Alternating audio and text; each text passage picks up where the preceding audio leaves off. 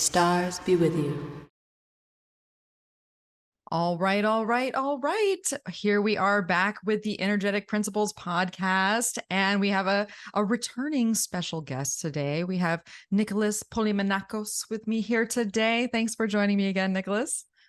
Hello, Mel. Thanks for having me on again. It's good to see you, and good to see virtually everybody else here listening and watching. So I do always love having Nicholas on the program, just because I feel like we have good banter. We got that Mercury Mars conjunction in Gemini, so the conversation will be lit. yes, totally. If I think about this, I think the first time I was on your show might have been getting close to a year here, and Mars was in Gemini, and at the time. And so it's almost where I almost might go back to listen to that. I'm like, how wiry were we? How out of our minds were we? So, yeah.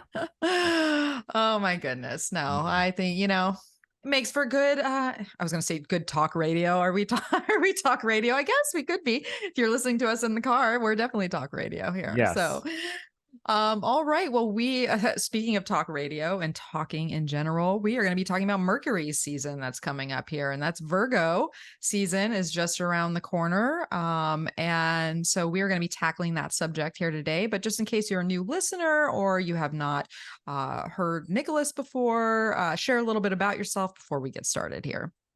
I am a human being on planet Earth. I am a Gemini. And I'm a practicing astrologer, at least on the professional end. It's got to be 16 years now, but obviously studying for a lot more. I'm also and have been involved in the astrological world on the back end of conferences and bookstores and all types of things. And I'm living on YouTube these days with my YouTube channel, Sparkles of Gold, and my website, sparklesofgold.com. I have other interests, but astrology is at the top. So that is who I am. That is who you are today. I was going to say today. Yeah. Oh, because you never know with a mercurial person, right? Yeah. Mercury. You just get bored.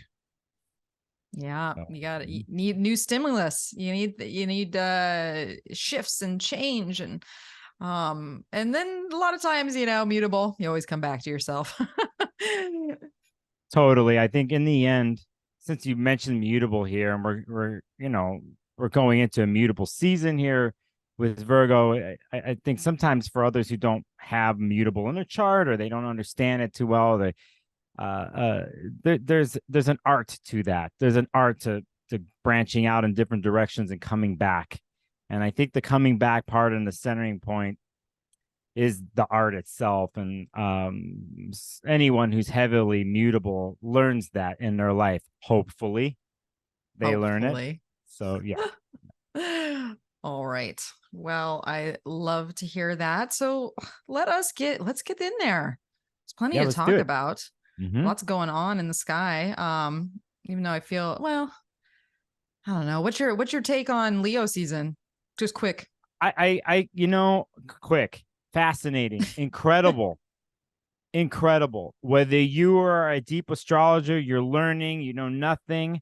I think it's been very obvious the storylines in people's lives, and this Venus and Leo retrograde story, and once it moves out of retrograde, which we will talk about, and moves forward, I think it's been very obvious. I think a lot of the storylines that have come up because of this are internalized because it's a retrograde process and with Venus, but I've seen it play out in so many ways with client consultations, the stories I've heard, my personal life, other people.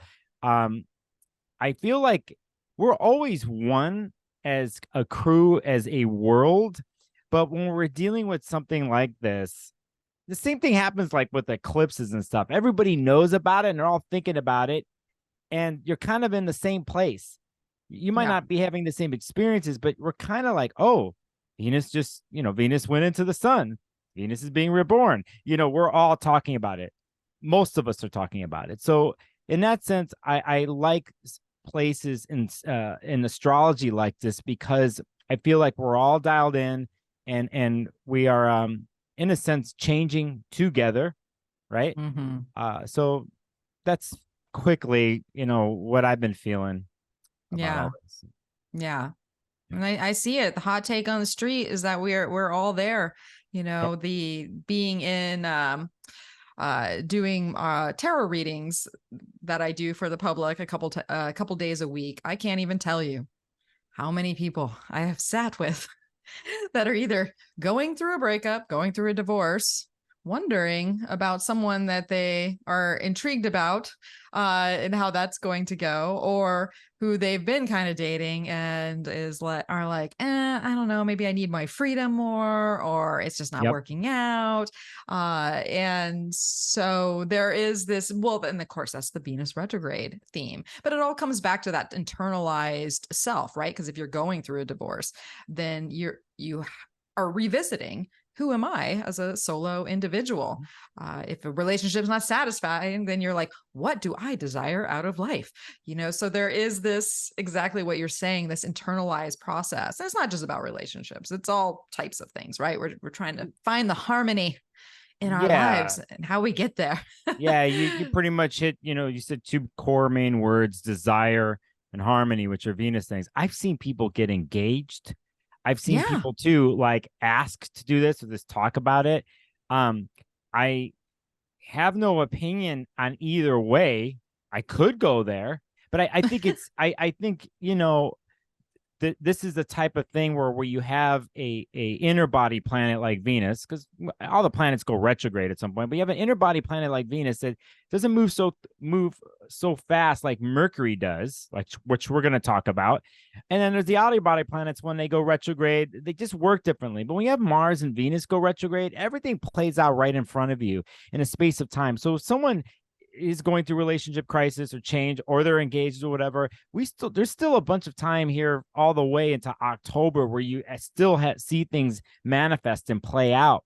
So even though people make decisions, I still think that those decisions aren't finalized really until we play out the rest of this transit. So and that's what we like as human beings. We like story, we like soap operas, we like drama, we like binge watching some show on Netflix that has everything, the tears, the love, everything you could think of. I think that's where we're at. We're in peak drama moment in the cycle. So, Well, perfect for Leo season. yes.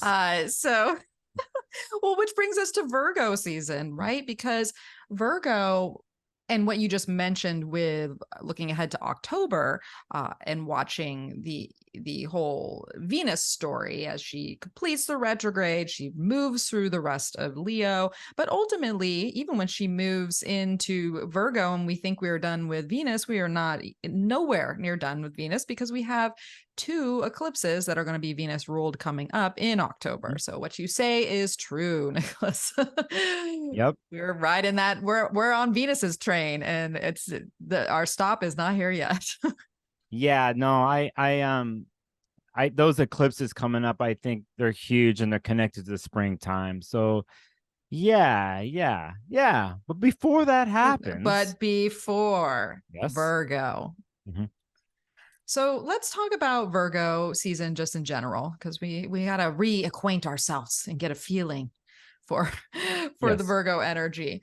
And so this is mutable earth energy. This is switching our focus to Mercury. So we know Mercury has 2 seasons. It has that Gemini, has that Virgo, but this is Mercury's more earthly mutable season, where it can do its bidding in more tangible and physical ways. So when I say Virgo to you, what is the first thing that pops up?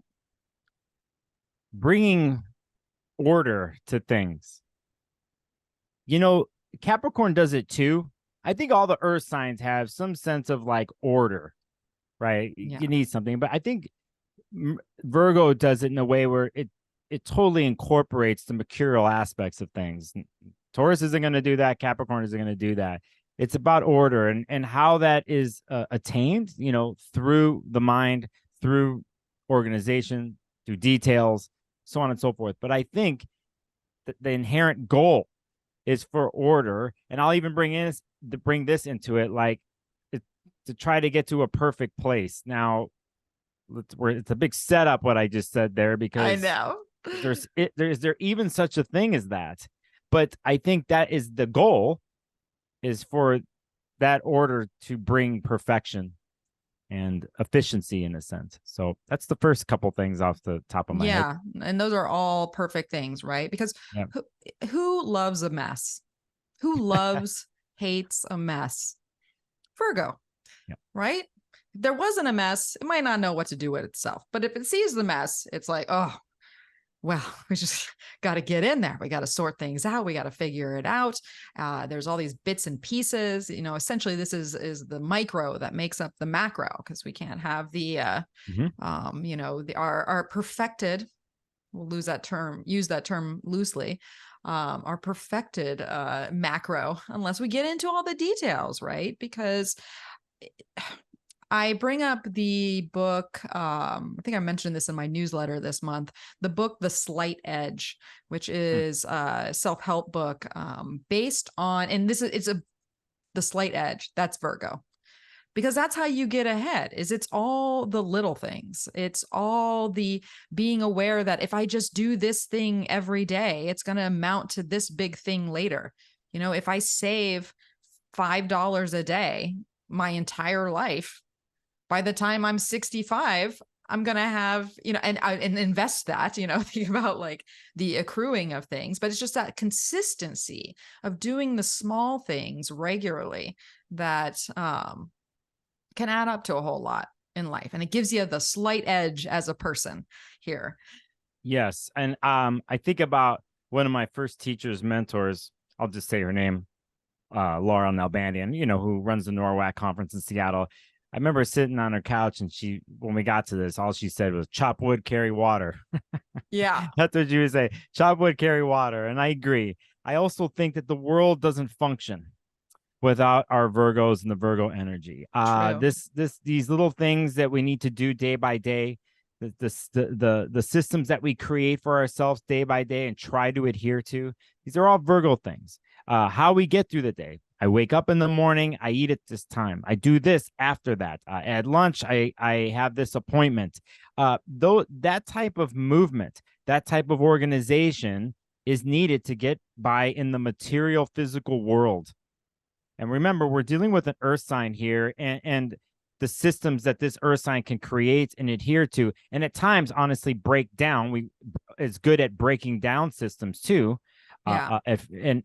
Because the reason is to find what is not working within the system. You have to piece everything out and then eventually put something new that's functional, that makes the system or the machine work, and to put that back together again so it can move forward. But these little things, it's really not dramatic. It's interesting to come out of a sign before that, Leo, that's all about in a self fire sign that has to do with an ego story. And I mean that in a positive way of oneself and how they creatively express. And you get into the next sign, which goes in a sense inward.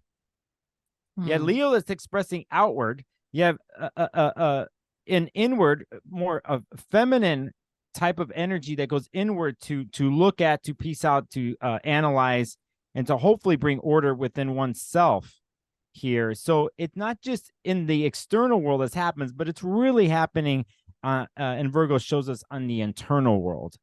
When balanced and done in a way that's, I think, positive, it's incredible. The other part of this is it can be really dark, and how Virgo energy can piece something out. And let's just say it's oneself. Yeah. And let's just say it's never perfect. Yeah. Right. And there we have the other sides. And that's where we bring in the key words of Virgo that are, you know, critical and criticism and you know, that type of energy. So anyway, I always like to think about the little things, just like you mentioned, Mel. Yeah.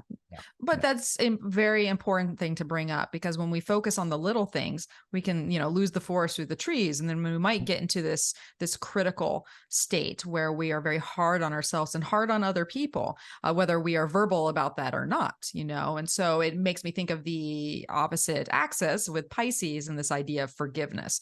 So how can we be more forgiving of ourselves and other people when we see little imperfections or things that are not ideal or don't live up to our expectations? Because that's the thing. It's like, that's with every sign, right? It's giving it has its blessings and its quote unquote curses. It's not really a curse, but to use that term, because like you said, the outward of Leo, it's just the creative energy and this rush of passion and expression and desire. And we kind of just put it out there, but it can be fiery. It can be messy. How do we take that creative impulse and hone it in, right? This is where we get the editor. This is where we get the person that takes all that was put out there and then brings it back in and pieces it out and makes it into this perfected form. And the perfected form, the funny thing about that is that what we see that as in our head very rarely is the, material perfected form looks different than, conceptualized fiery perfected form. So we have to have room for that, right? Because essentially Virgo gets us to this place of mastery. You can be all inspired to learn an instrument and you've got all these great ideas coming out, but if you don't hone it in and get the right balance and get the right flow and like remove, I think about Miles Davis. He said, I'm botching this completely, but said it's not about how many notes you play, it's how few. Yeah. Yep. Because the silence and the space, that's all relevant to the meter, So yeah. I'm going to say something here for any Virgos listening, watching, have Mercury and Virgo and stuff. Something that Mel just said was huge.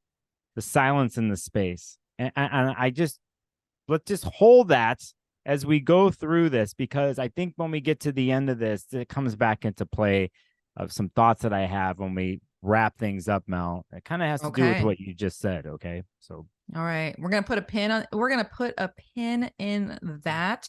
And we are going to take it to actually the next very important thing that is, obviously Virgo is Mercury season, but the universe loves to play its tricks, as does Mercury, right? And so who is going retrograde, stationing on the day that Virgo season starts? Well, that is good old Mercury hanging out in Virgo. And so we have the start of Mercury season where Mercury is stationing. So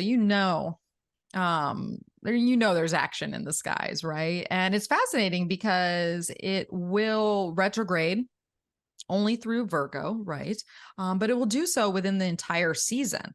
So we have like the whole Mercury retrograde encapsulated in Virgo season itself. And so think about that solar dynamic that is ruled by Mercury, and it's sort of back and forth process here. So what's your take on that? It's almost like Venus retrograde in the beginning of Leo season, but not quite, because Mercury's ruling the sun. Yeah, I think it's interesting because I think it's like 2 a.m. in the morning. 2:01 is like the sun enters Virgo, and then it's like 1 in the afternoon. These are Pacific times that Mercury stations. So you have this imprint that starts off the birthdays, and since Mercury goes backwards for 3 weeks, it's pretty much what you said. Most of the Virgo birthday season. I think I love stuff like this, even though it could be difficult for some. I love stuff like this because of the inherent power that's involved, the obviousness involved. So again, my Virgos, people heavily influenced that way. You're in for a ride, I think, here. And you've been prepped. You've been prepped here because even before this ingress, the Virgo birthdays, and then the retrograde station, you've been prepped for the last couple of weeks here with Mercury being in Virgo. Yeah. And that's your go-to place, actually, is that period of time, because it'll be reflected back towards you during the retrograde. And I'm saying that especially for people listening like that, who are into details, who are going to want to piece something out, put it back together in or back. You have some references here. You have past situations, memories have carried in to this particular day. But I think more than ever with this particular Mercury retrograde, I think we're in for a lot of shenanigans, honestly. We are. Yeah. And so we're saying that, we're prefacing, we're warning you. But I think it's important to remember the being fluid and the mutable nature of Virgo and of Mercury and Virgo, because I think that's what comes to save the day during the retrograde, when there's miscommunication or there's things, not exactly on point or what you thought it was going to be. That remember the mutableness of things, and that's what carries you through. So to keep it simple, I like this particular situation. I'm not saying it's going to be easy though. So yeah. Well, that's the thing. It's like you bring Mercury retrograde in the mix, we're always going to get something. That's just the nature, right? Especially when it's stationing retrograde. But we have Mercury in domicile here. So Mercury is bringing the tricks, but it also is great at problem solving. So something flares up, something goes, awry. You thought you had it all together and then you realize you didn't. You have the perfect setup to go back and tweak, to figure out the solutions, right? Because it's interesting with Mercury going retrograde is it does that near miss with Mars, right? It never quite makes it to Mars in this sort of, fusing of the idea and the action. And instead it is, has to go back but also it's making trines, the whole cycle, it's making trines with Uranus, it's making trines with Jupiter. It feels like, because sometimes we have to pull back and fine tune things. This is the end of Mercury's synodic cycle, right? So what's missing? What are the parts we still need? What do we have to piece out? What do we have to edit? Maybe we are on a big project like I am right now, and there's all these pieces that need to be sorted out.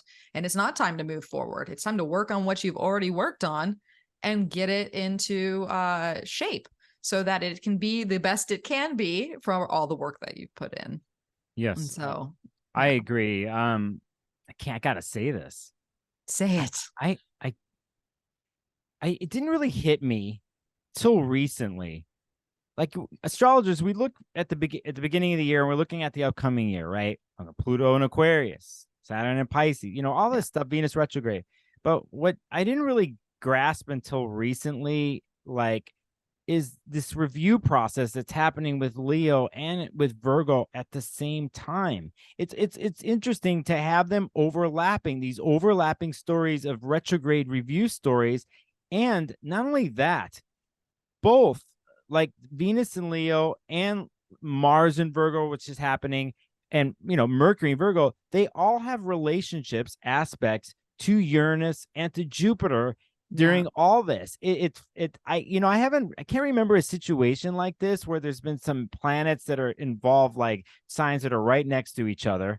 We started off talking about this podcast about the external expression of Leo and what desire is and harmony. And we have this internalization going on with Virgo. And we are in this season of Leo Virgo, but everything's overlapping. So it's like, I find it, I'm still trying to gauge this whole thing, but in particular, if you're one to work with details, work with systems, and wanting to stories and systems to fulfill themselves, you're in a prime territory here, actually, for to get things done. I don't think they happen rapidly, but in the Leo parts of one's chart and the Virgo parts of one's chart, they're connected here in a different type of way that I don't usually see. I just wanted to say that. Yeah. I think that's a great point. I'm seeing it in my own life. Maybe you're seeing it in yours. Maybe you're seeing it out there as well, right? Because there is the zodiac has its interlinking stories from sign to sign. We've all heard that before, of like how this brings to this and then it shifts to this. But the whole Leo Virgo thing is always so intriguing to me, just because it has that ego response and that creative response. But then how do we fine tune that and get to this place of self-mastery, right? So they really do work hand in hand, even though they're totally different. But a lot of times you need totally different in order to get the best results, so I think it's going to be I think it's going to be a wonderful retrograde, but as you said, there will be shenanigans. So definitely take that into account. So let's talk about the lunar cycle that is under this period of time, because we actually start with, and to talk about shenanigans, right? We start before Virgo season, we have the new moon in Leo, which is square Uranus, pretty much exactly. And then we also have Mars trining Uranus, among other things going on in the sky. But those are the big signatures of that new moon cycle. So the new moon cycle is fascinating on its own. And then we break out into mutable quarters, right? We have the first quarter in Sagittarius. We have that blue moon in Pisces, where we're getting, the second moon in 1 month span. And then we have that last quarter in Gemini, another mercurial sign here. So any thoughts on just this lunar cycle setup that's going on? Like overview? The new moon that happens, people in the future, that happened on August 16th is totally centered with Uranus.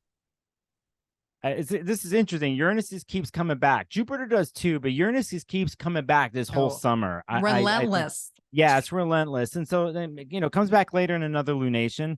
I think here on the 30th with the full moon, Saturn is such a major player in Pisces with this, because it's conjunct the moon in Pisces, and Mercury at that point is retrograde. But I actually like this, because if there's Virgo shenanigans going on, right, and a Mercury retrograde, I always welcome anything Pisces in whatever form. They need each other. I think they both seek the same thing, a place of transcendence. Virgo's going to do it through systems, hopefully finds that transcendence and perfection there, and does like a series of yoga poses. Okay, Virgo's going to do a series of yoga poses. The system is created, and then you get to this Zen place, happy, content place. Pisces does it in another way. They might smoke a joint or take some mushrooms to do it, or do something else. Not saying that's the only way. Whatever the way, their vehicle they're using, they're both trying to find this place. And I think when it comes to this particular full moon on the 30th, I think Pisces brings some structure the Saturn and Pisces brings some structure in some sort of Piscean way. Can Pisces actually have some sort of structure, right? It's usually water emotions with no boundaries, spilling out a lot of the times, boundaryless. But here, Saturn likes to contain it. And I think that helps actually the Virgo story here to show a different way and a different system that they can bring into their world that's not typical, not the typical language that they speak. Okay. And I think that has to do with faith and believing that it will be okay. Yes. And that a lot of times there is not a particular system that normal system that fits in. It's a different type of thing. So I think that's good. The lunation's good. As for the you were talking about the rest of the lunations, I think on the beginning part of what you said for the lunations with Uranus on the 16th in August, and then how we end, it's Uranus. That's kind of the story in between with a little bit of Saturn. That's a quick thing you asked. Just a quick top off the No, I hear that, and those are great things that you brought up about the full moon in Pisces, because you're right. Like Pisces can be boundless. It can be the mess that actually Virgo is trying to fix up. Just because it's all over the place, and it's like just doing its thing, which can be beautiful, right? It can be very freeing when we think about a Jupiter ruled sign, but emotionally, right? But having Jupiter in Taurus, right, we're getting containers, especially with Saturn in Pisces, Jupiter in Taurus, Virgo season. It's not as spread around, or as I guess we could say even as wet. It's the earth is soaking it up, There's Yeah. more form here. And maybe there's more peace, right? Because Taurus likes to have the more steady, but we're trying to find that within the transition, right? Because there's the Uranian component, and then we have all these mutable stops on the lunar cycle. Whenever we're in mutable territory, we're in transition. Things are shifting from one form into the next, especially these bigger fixed rooted placements, because the whole lunar cycle is essentially steeped in it, right? That Leo Taurus action that Venus has been dancing over. So we already have the story. Now the sun comes along. It's like, has that illuminating force where it's like, this is your change. This is your new normal. This is what you desire. This is what you want to manifest. How are you going to change to make it happen? And so I feel like that's where we're at. Yeah. And it's kind of goes back to basics, really just basic core astrological stuff, nature stuff, where we, like you said, you mentioned there's so much fixed going on, and mutable comes in to help actually to get you ready, and mutable always rules the changing of the seasons. And I think, literally there's a changing of the season that's happening here, right? But I think it's even more than that because of the fixed story of planets, Jupiter and Uranus fixed signs, the Venus retrograde story. I mutable on another level, I think, comes to save the day, particularly on that full moon. I'm staying really positive about that one because I think whenever there's Piscean energy or story that's actually concentrated and that is contained, like what Saturn does, I think that transcendence that one seeks, the dream that one is following, can manifest with structure, and that really in the long term is for the 2.5 years that Saturn's in Pisces, is learning how to do that. But in this case, I think it's not learning here, it's coming to help Virgo. And it's coming to help Leo, right? So, That's Well, and let's speak about the changes and the transitions a little bit more, because one of the things that's going on in Virgo season, we've already touched on Mercury, but there are so many planets that are stationing either retrograde or direct, right? Because here, let's bring Uranus back into the fold, right? Because Uranus is stationing retrograde. So this whole Uranian journey that we're on is going to do an about face. We got Venus, who's going to be stationing direct. We've got Mercury, who stations retrograde and direct in Virgo season. And we also have Jupiter, who stations retrograde right after Venus does. So those are planetary shifts that are taking place. So that, and that's the funny thing about Virgo season is, funnily enough, it's pared down. There's not a crazy amount of transits going on, but what it does is it packs a punch in these directional ways with all the stations, and just the right amount of aspects at the right amount of time to it's like it's refined, story. like it's a refined movement, mechanical movement, just at the right times, these stations and these movements forward. And I think, by the way, I would consider what you just said in a more embodied approach, especially when we deal with what happens culturally when we talk about Mercury retrograde or retrogrades in general, because of the connotation that comes along with it in mass culture. It's a lot of it's negative, or people tend to blame the transit. So Mercury's in Gatorade, it's my life is going to blow up. And so we have all these other stations that I think it is dialed in. I think it is refined to bring in the theme of this particular podcast of what Virgo does and the reasons why. And we will see the reasons why. We catch some of them here, I think, because of it just so happens to be the changing of the season. But if one can look at movement and intricacy, even though it doesn't seem like it's moving forward, that there's planets stationing to go backwards, some are moving forwards, you can understand that type of zone, that space, it seems like everything's in flux, but it's actually the way it's supposed to be. If you can understand that, I think you can take in a mutable way and a mutable way of life, a mutable thought process, because that mutable energy is living like that constantly, right? If you're that you live that life and you're able to juggle and to balance, and there may storylines, processes, projects, but that's life. It works that way sometimes, and you have to be able to do that. And if you don't know how to do that, to learn how to take in some mutability. So to back up the mutable story, yes, we have these stations happening, and moving forward. One can say it's one foot's on the brake, one's on the gas, right? Right. Yeah. So Yeah, especially when all most of the stations are happening in fixed signs, right? In the Taurus and Leo. So it's only Mercury that's like, and hey, as cliche as it sounds, your perception's your reality. Change your mind, change your life. So we have this this is motivational speaker Mel coming in. We have this opportunity, right? So there is this, and I love the word that you brought in with refinement, because that's an important part of this. It is the sign, Virgo is the sign of the hermit, right? Yep.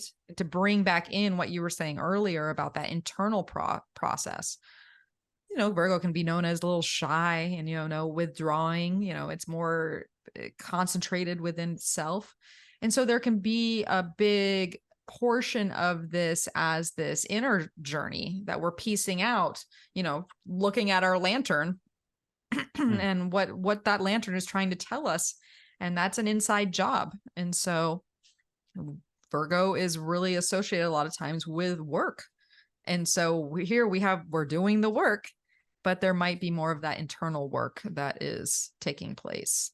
Yeah, you're bringing up the work, and really at the core, it's interesting. We haven't said this word yet, but it's service. And you hear this a lot, right? And it's true. If one were to take in the more modern astrology, psychological astrology, humanistic style, they're going to look at stages of the signs, 12 signs. So if one's looking at a chart, this is a different concept. They're looking at the bottom of the chart. So it starts with Aries and goes to Virgo, and they're pretty much saying that's a subjective journey of oneself, right? So when we get to the Leo part, you're expressing out, like we talked about earlier. We get to the next sign, Virgo, and then there's this internalization. It's really what they're saying is this in service to yourself first, to understand what just happened in the 5 stages before and why. It's because the sign after Virgo goes into Libra, which is the northern part of the chart. It starts the next 6 signs. And that's what they say sometimes is the more objective part of things. So in a sense, one is going out then from Virgo to Libra to serve in relationships, right? Well, and it keeps going. But in a sense, we go from subjective to objective. So in a sense, Virgo kind of shores up the 5 steps before from this point of view, from this philosophical view, from a modern astrology thing, where then Virgo does the work internally, serves oneself, and realizes that it's not just about self, it's about the rest of the world and other. So that's how they serve. They serve themselves and they serve others, or they contribute to a situation, or at least they start to on that story. But in order to do that, you must first know how to serve yourself. You must have your stuff together internally and externally in your personal life.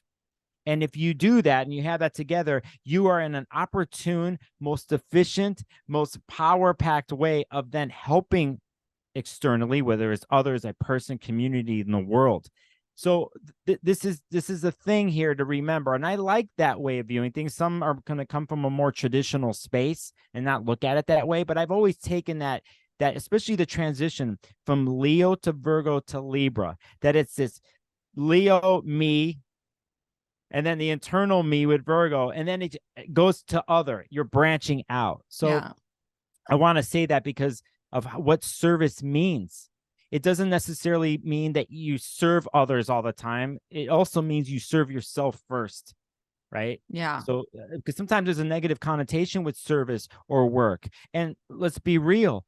Virgo energy at the same sometimes won't say anything, like you mentioned earlier, Mel. They could be quiet or kind of just doing the work in the background, the little things. If you're working on a team of people, Virgo's not going to complain per se and just pick up the work. And if somebody doesn't show up to work, they're going to do that other person's work. But they're doing it thinking, if everyone did what I was doing, we would be really, this would be an amazing machine. But it doesn't work that way sometimes. Yeah. And then that's where you see the breakdowns happen. You see Virgos break down physically, their nervous system, their digestive system. And that's when they have to take a step back and serve themselves, then so they can go back and serve the whole.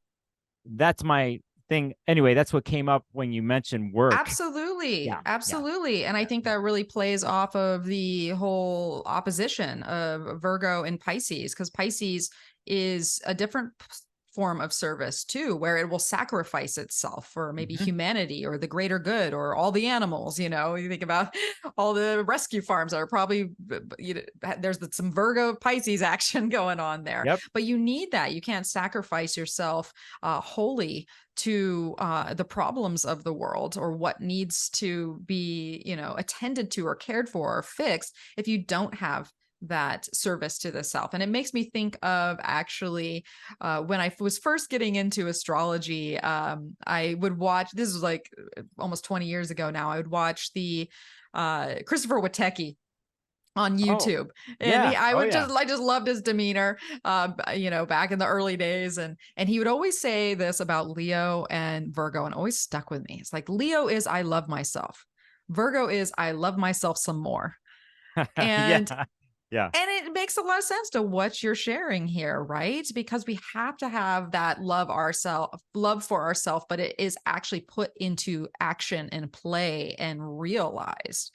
It's not just a love for ourselves, like, look at me, I'm like great. It's like, no, look at me, I love myself, and then I take care of my body, and then I like do all the things that I need to feel cared for and like physically, but it just, my world shows that I pay attention to me so that I can then give that to others. And I've always kind of looked at Virgo through that filter and watching heavy Virgo action, because it isn't that just like selfless service. There is that I love myself some more. And that's why they can be very discerning, right? That's not a word we've talked about here either. What is Virgo's favorite word? Might be Saturn's favorite word, but I really think it's Virgo's too. And that is no. Virgo can say no.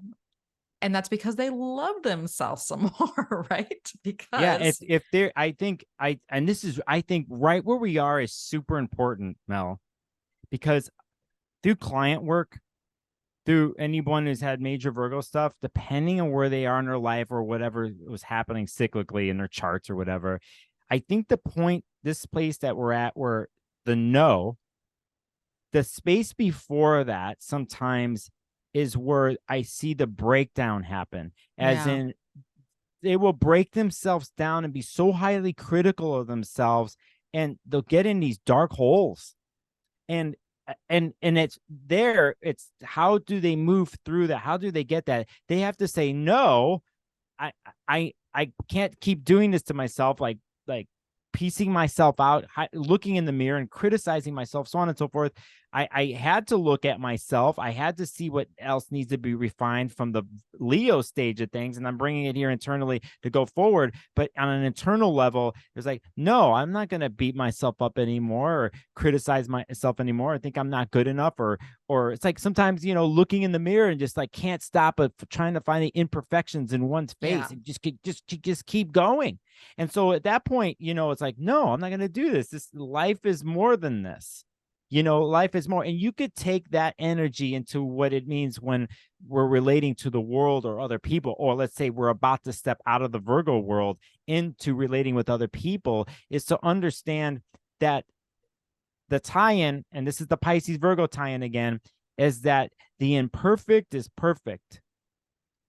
That actually is perfection. I think is the realization that the imperfect is perfect, right? And once a Virgo or something is in that place, then the game changes, and in a sense, they get to reflect that outwardly with other people in relationships, and to show them that too, that yeah, I will help you with this particular part of your world, and I see what's not working in your life, and you could change that, and hey, don't sweat it. Once you do, it's going to change again. In a sense, that place is the imperfect is perfect place too, the acceptance of something like that.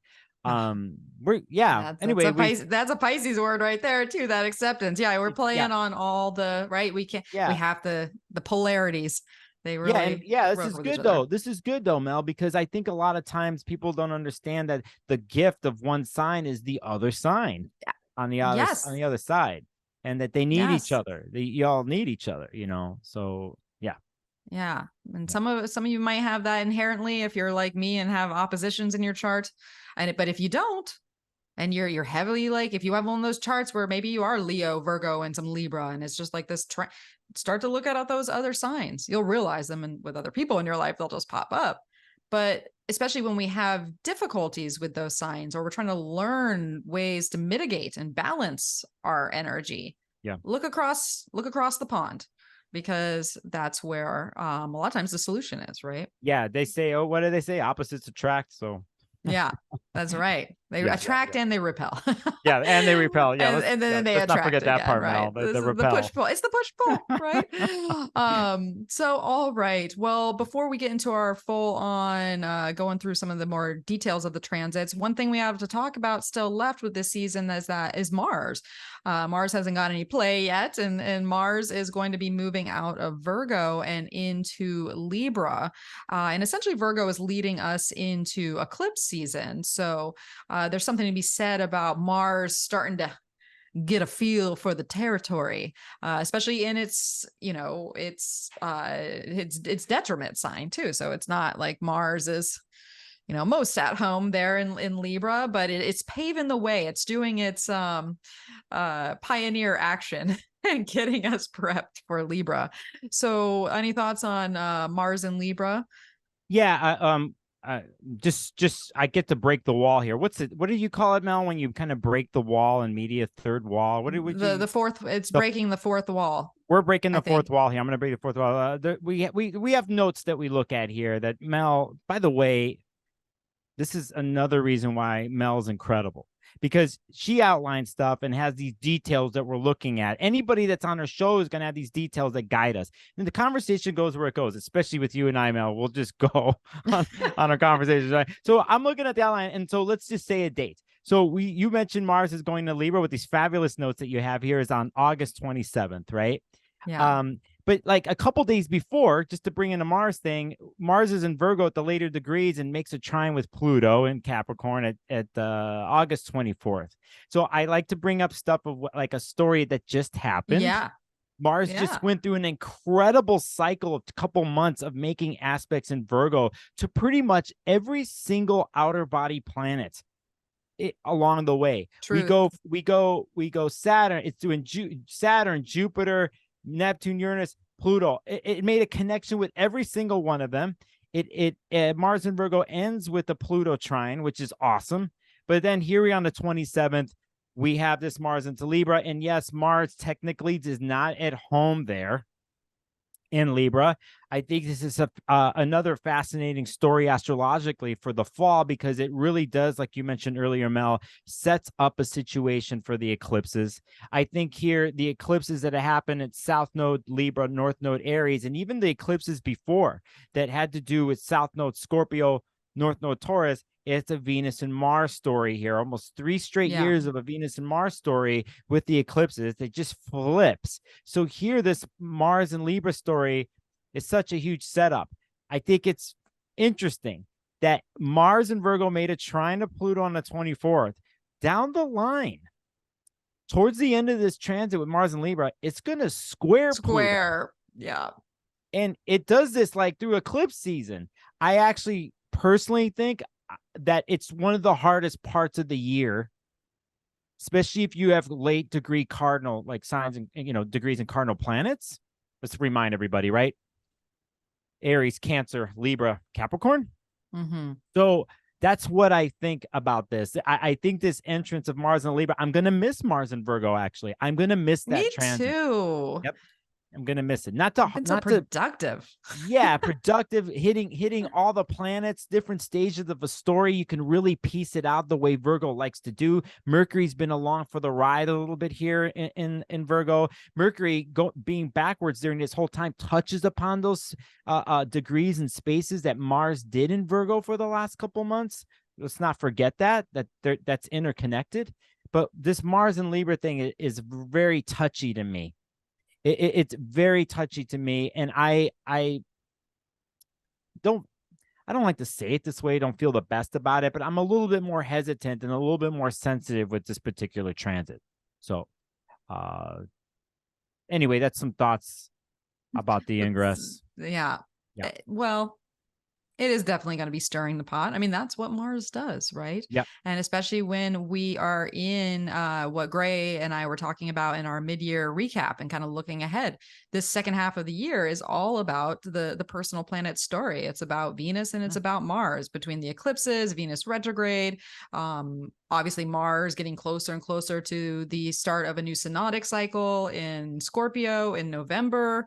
So this is also Mars at the getting to the end of its cycle, which started in Libra, right? Yep. A couple of years ago. So there's sort of these bigger cycles at play, but there's these interpersonal dynamics going on. That's what's most important here, right? So Mars kicking up some dust in Libra. There is going to be little disarray, especially in the harmony department and the aesthetic department and the relationship department, but there is also can be working and instigating those same things, the harmony and coming together and finding compromise. So a lot of times we have to get to compromise through conflict. That's just the nature of it. You'll see great war generals that have Mars and Libra, because we can't get to the compromise unless we stir the pot and there are two warring sides. I look at Nicholas is just your face. Well, I have my face for those who are just listening on the audio. I'm just like, because I had some things. I think it's interesting. We spent a lot of this podcast talking about the Leo into Virgo story, how to prepare itself then to go in the relational situations and the serve. And then it goes, we get Mars in the Libra. And then the reason why I was smirking is because you said the word.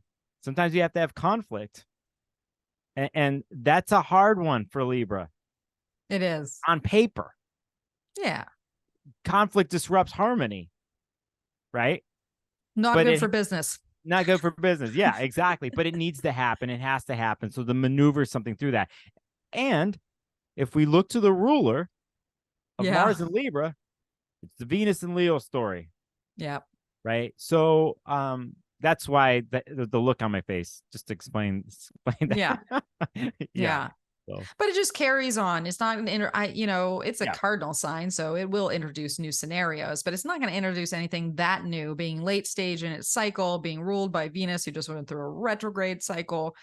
It's a continuation, but it's a pivot point of what we've already been working on. I definitely agree. I'm glad you brought in these other words to color the situation, Mel, because when I first started to talk about it, I was like, I'm not feeling it. Like, it's not my favorite transit. But as always with all transits, we try to find the way. So that's right. Yep. That's right. And so even though this podcast will come out only a few days before there's a few days left of Mars and Virgo, but get that Mars and Virgo while you still got it. This is Mars and a productive Earth sign. It moves into Libra. We're talking about Mars and more social connections. Mars is in our head, where it's less about getting, especially backed by Venus and Leo. It could be I feel like it could be inspirational in a sense, as far as and creative. So those are nice aspects of all this, but there is going to be some of that tension. So that all being and just to say, Mel, not to interrupt you, but just to say timeline wise, that Mars and Libra ingress happens on the 27th of August. And as you have here on the next day, you have the Uranus stationing retrograde on the 28th. So just note that. Noted. All right. Well, we're going to talk about all that, right? Because we're going to get into actually Virgo season starting here. So if you're watching the video, I'm going to go ahead and share my screen. And we talked about a lot of things here. So we'll just sort of glaze and give scenarios as we talk more specifically. Oh, Mel, I have what a date do really you have on random. this chart? You I have have a fascinating date on this chart right here. For audio listeners, do we tell them what you have? Oh my goodness. I do have a fascinating day here. What date do I have? I have December 23rd, 1935. Wow. Why do Why? I have that? I feel like I was looking at someone's chart. I mean, obviously I was looking at someone's chart here. But Saturn was in who? Pisces, by the way. In this chart, you have Saturn in Pisces It's at actually a 5 degrees. Saturn return to this chart Oh, almost. that's what it is. That's what it is. That's why you have it. Because I go, what is it? I see that Saturn in Pisces at 5 degrees. Yeah. Yeah, fascinating. I wish I could remember. It's a celebrity. It's coming back December 23rd, 1935. If anyone wants to do the, get on the sleuth, get the mystery, I'm sure you'll be able to find. I'm sorry. We're going to do this. We're going on a tangent here. You have Uranus is in this chart in Taurus at 1 degree retrograde. Anyway, I just see two factors connected to now. And it came back to this is a chart of it's you know who it is? That's all coming back. I don't remember his name. He's a very wealthy person out of maybe like Montana or something like that. He is one of the biggest philanthropists still living that has pledged to give away the majority of his money, his $2 billion dollars before he passes. And I looked up his chart because he just gave a sizable donation to the San Diego Safari Park to do a whole elephant encounter that is going to mimic the elephant's habitat in Africa, and even bring in these elements of different times of the seasons and allow the elephants to be in their own pods and like all these things. And so I was just curious of why this person was so generous, because not every billionaire out there is willing to give away their whole fortune. And so I thought it was interesting that their whole chart came back to this Jupiter in Sagittarius, right on Antares, right, lining up that fixed star, and they have a Moon Jupiter conjunction. That was fitting. And then anyways. Oh, one more thing we could say to this, because we're doing this. Not only that, I think that's the center point, like you said, but interesting too, like his heart, how his heart deals, not his literal functioning heart, but his heart, the way he feels about things.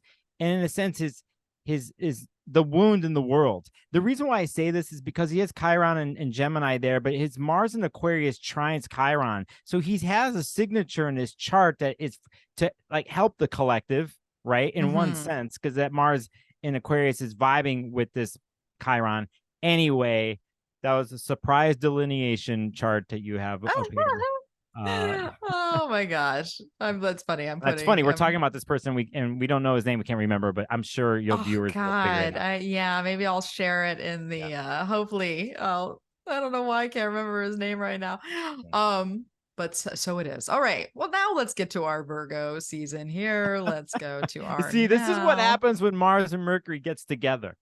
Gemini. So that's right. We are gonna distract you with something else that you didn't think you were gonna get, but you're gonna like it anyways. Yes. Okay, so let's get to our Virgo season, August 23rd, 2:01 a.m. here in Pacific time. And we are coming off of that new moon. We've got a moon in Scorpio. And just as Nicholas and I were talking about, we get to the half of the day in, and we're going to get Mercury stationing retrograde here. Did I get it? Yeah. So Mercury right here at 21 degrees and 51 minutes of Virgo, it stations. And well, it's interesting too, we have the right before it stations, we have that Scorpio moon lighting up, that area too. So just to sort of like, because this is the lead up actually to a first quarter in Sag that's happening the next day on the 24th. So we kind of like to have this pushing energy, right? When we get right into the season, because we're almost to first quarter. And Mercury's station, it's not a sleepy chart. things be happening. Yeah, and look at like Mercury stations, but it has a Uranian influence too. Like, Right? Yeah, look at that trine. Mercury's at 21 degrees stationing retrograde. Uranus is at 23. It's there. It was moving right there, and then Mercury stops, but there is a Uranus vibe here. There is. Yeah. Well, and that is very important to point out, right? Because look at this moon. Look at this moon pretty much perfectly. Yep. So we, Virgo season starts. We get the sort of the shenanigans of Mercury stationing retrograde, but then we have this Scorpio moon that's stirring the pot with both Mercury and Uranus. And, we already talked about Mercury playing the trick. So chances are on that Wednesday, we might have a little surprise or two that comes, with the territory, just because Uranus is being activated. As you can see here too, Uranus is slow, right? Uranus is about to station too. So only 4 days later, 5 days later. So this is a big, storyline, right? Because Mercury basically stations, same thing. It's back to the Taurus story with Mercury stationing in Taurus earlier in the year, and it almost made it to Uranus, but it didn't quite. And so there is sort of maybe the breakthrough or the the evolutionary point or the fully deciding upon certain changes or shifts or that Uranian component, and we don't quite make it there. It's like they both gotta go internalize before we get the perceptual download of what this story is. Yes, and just for people here, they will make it there. It will eventually. It will, at least mathematically, fulfill itself. So, yeah. Which I mean, you gotta look. I can't leave it like that. Let's do it. September 30th. Yep. September 30th is, why is that? Did I have it right? Hold on. No, I had it on the radix. Scratch that date. It's close though. Actually, it's still September 30th. It's just off. It's there, yeah. By a couple hours. So don't scratch that. That's the right date. So there's keep Mercury. that in mind. Yeah, there's Mercury now in this chart. To September 30th, it's not retrograde anymore. It's 22 degrees. But Uranus is retrograde now at this point, right? At 22 degrees. So, but yeah, they do in a sense have some sort of fulfillment. I think the chart you had before with the station does have a Uranus influence. I think more than other retrogrades per se. I think I would expect a lot more shenanigans to happen, that particular week in those days. I just do at the beginning of Virgo season. Yeah, I just do. I just feel it. Yeah. So. No, I think you're absolutely right about that. So let's go back in time to where we were before. We're Gemini energy, jumping ahead, jumping all over the place.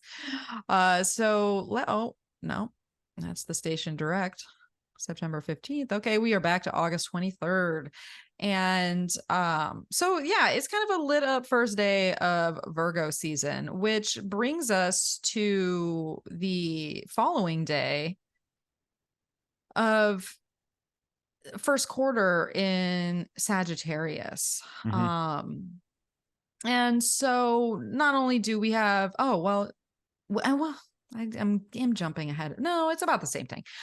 So we have this first quarter in Sagittarius, which is interesting to think about pushing off from Sag, it being this kind of open, expanding, what's the story, the philosophy, what's the future look like? Where am I, moving forward here? And then we have this Mars Pluto trine, which you mentioned earlier when we were talking about Mars's story before it moves into Libra. So we have an interesting activation day. Any thoughts on like a Sag first quarter, especially at 1 degree? I mean, I have it at 6 degrees here, but it's like kind of like the start. Yeah, it's the start. I think it's just a carryover of wild mutable energy that comes from the day before in the last 48 hours. I mean, I just remember on the 22nd, actually, it's not even 48 hours before that. I think there's a Venus Jupiter square. You can kind of see it in this chart. Venus is at 14 degrees, Jupiter's at 15, right? You have Oh yeah, did I miss You that? can also see it in this chart too. Something else that happened a couple days before, Mars and Virgo's at 28. It just had its opposition with Neptune and Yeah. Pisces at 26. So you have a lot of aspects and intense ones actually for 48 hours along with the station, and then you come into this first quarter. So I cannot help but to bring in those things because I think they color in this particular first quarter. I just can't help it as an Yeah. astrologer to think about the 48 hours before, It makes so sense. yeah. It's a lead up. Yep. Yep. So that's We're kind not of pushing how, out of ground just because we want to push out of ground. yeah. There is a whole lead up that forces that corner and that turning. Yeah, So and then if we're concentrating at least on the mutable parts of this chart, we're mentioning Mercury is retrograde 21, the Mars in Virgo, and Neptune in Pisces.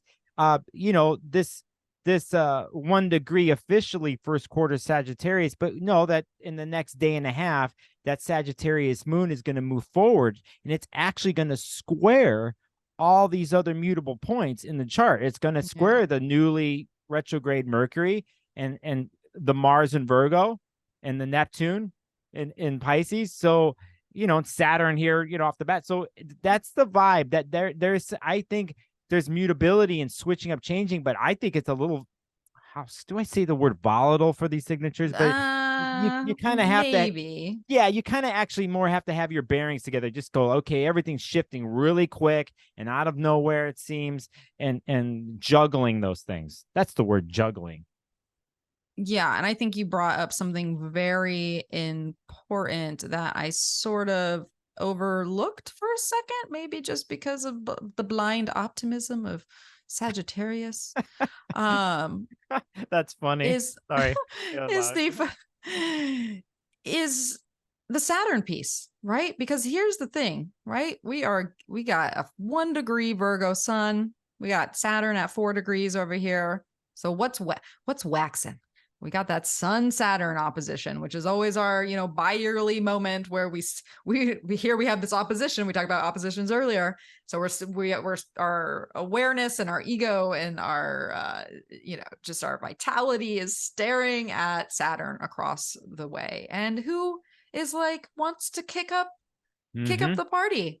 It's that 1 degree Sag first quarter that's essentially bridging the gap, making this mutable T-square with the upcoming Sun Saturn tension. So when you say volatile, it makes sense.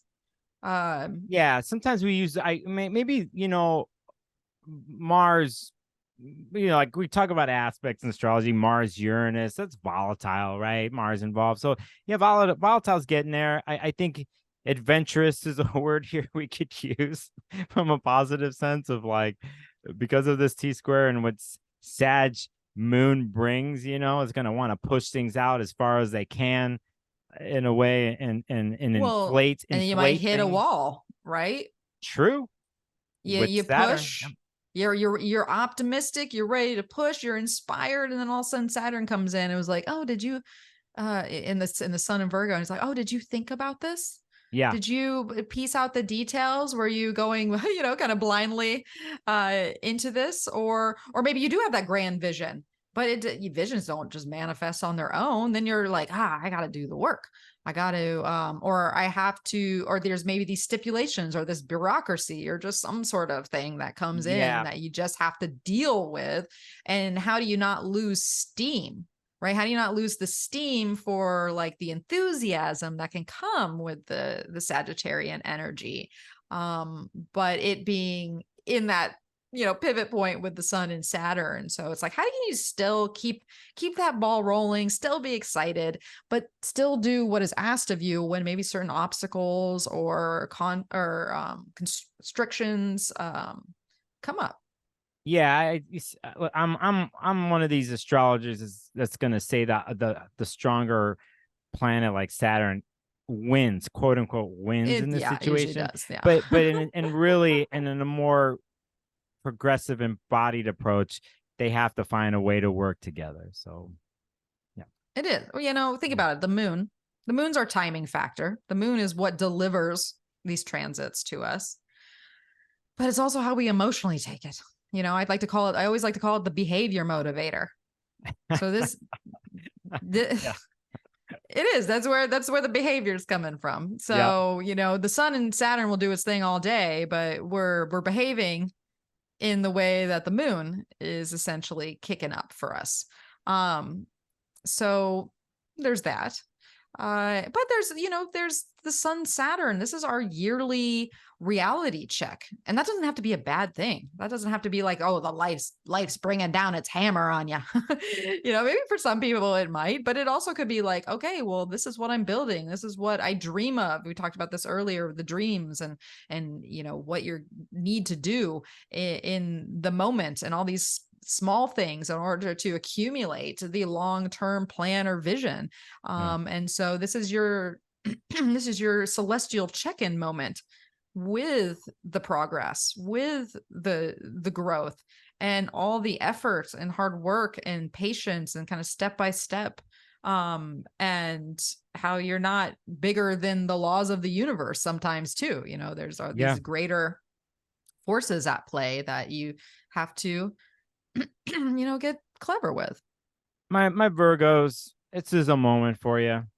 I It is. gotta say, more than usual, like something like this, because of Mercury being retrograde in your sign, and the Mars is there. It's been been getting it done for the last couple months.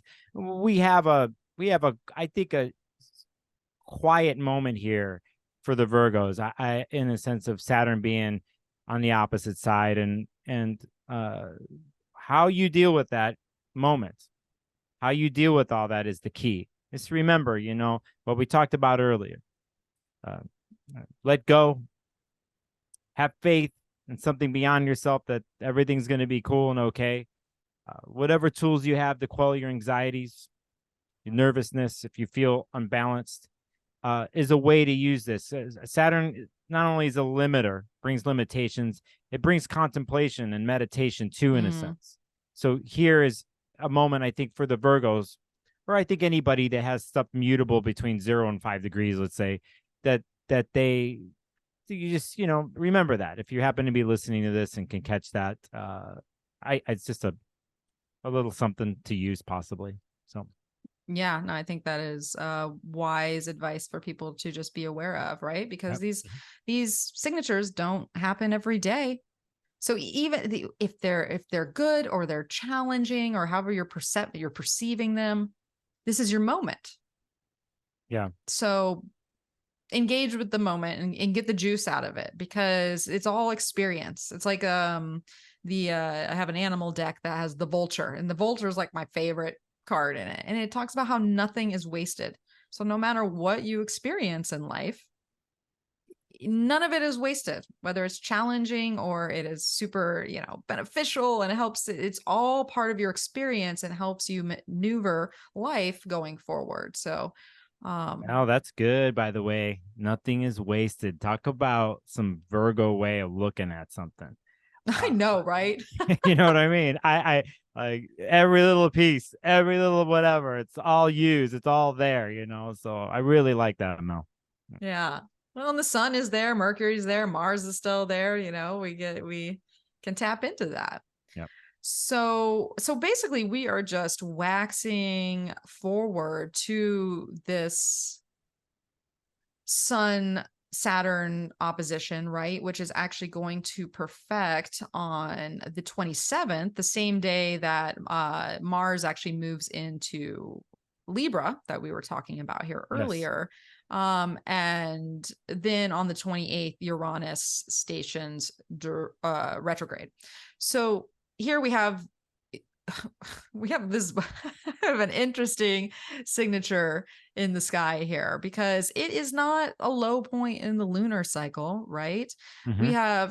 We have this moon in basically Aquarius, and then actually Capricorn, fittingly enough, when we have the sun Saturn opposition perfect, we have the moon in Capricorn, which is, Saturn's sign. And Yes. so it does have us on Saturn's team even more so than when the Sagittarius energy was here. All of a sudden we're freewheeling and getting our Sag on, and then Capricorn comes around and it's waxing energy. And we're like, oh, okay. All right, Saturn, I hear you.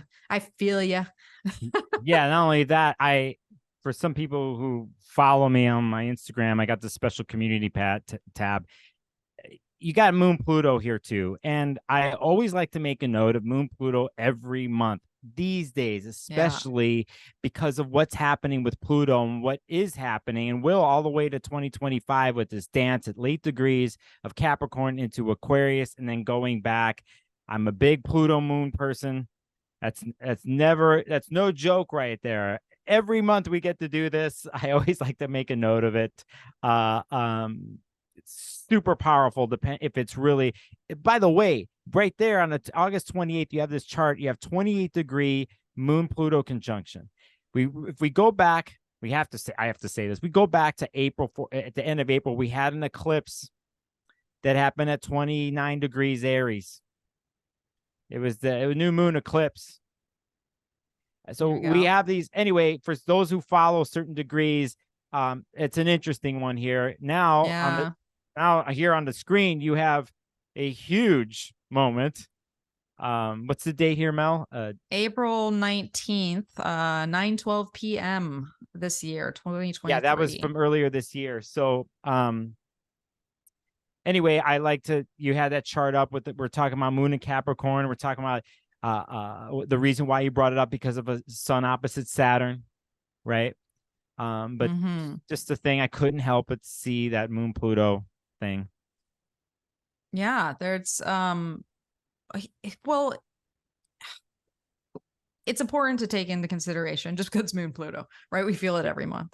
Yeah. But we are also exiting this period of the nodes switching signs and Pluto being in a T-square with it. And as you just brought up, that 29-degree solar eclipse that happened in April. So this is a hot spot, these last degrees of the cardinal signs, with the turning point of destiny. That sounds so dramatic, but we really feel it when we get to that moon place, right? And so don't be surprised, especially on Monday morning, right? It's the start of the week for a lot of people, the 28th, especially if you're on the East Coast, because probably right when you wake up before you have to go to, get ready for your work. If you do, a normal, 9 to 5, 8 to 5, have whatever. fun with that one.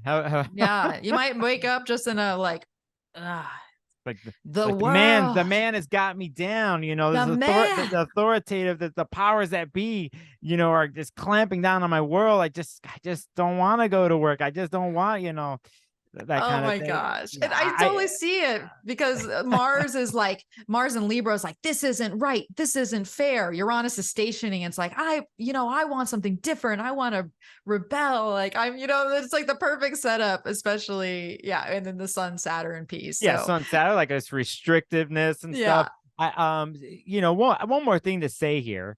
We're pointing out a 28-degree cardinal spot. I mean, we're pointing out 26-degree to 29-degree cardinal. The nodes that are 26.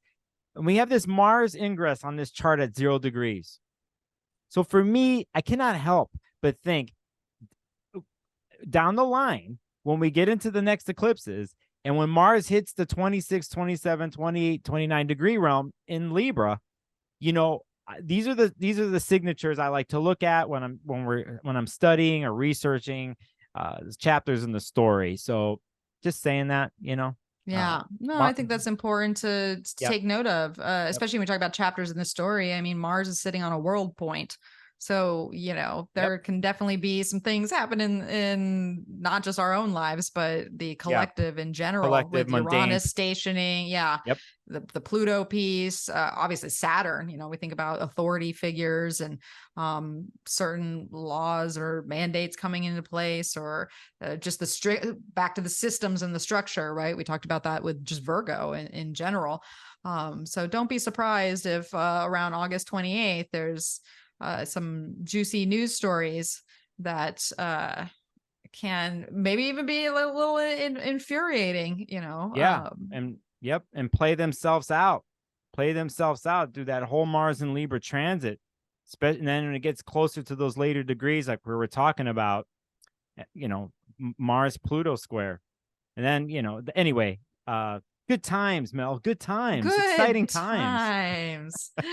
Oh my goodness. So let us move to our natural next point here, which is actually going to be the full moon in Pisces. So let's get that up here.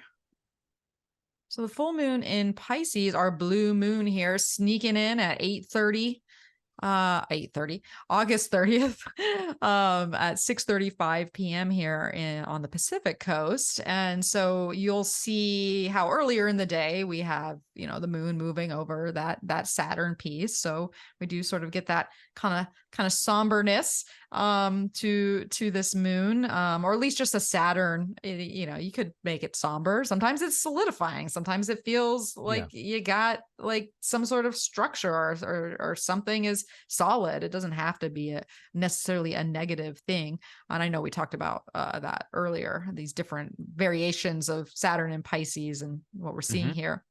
But so here we have a 7-degree and 25-minute Pisces full moon, ruled by Jupiter here, which is interesting because Jupiter getting ready to station 2, right?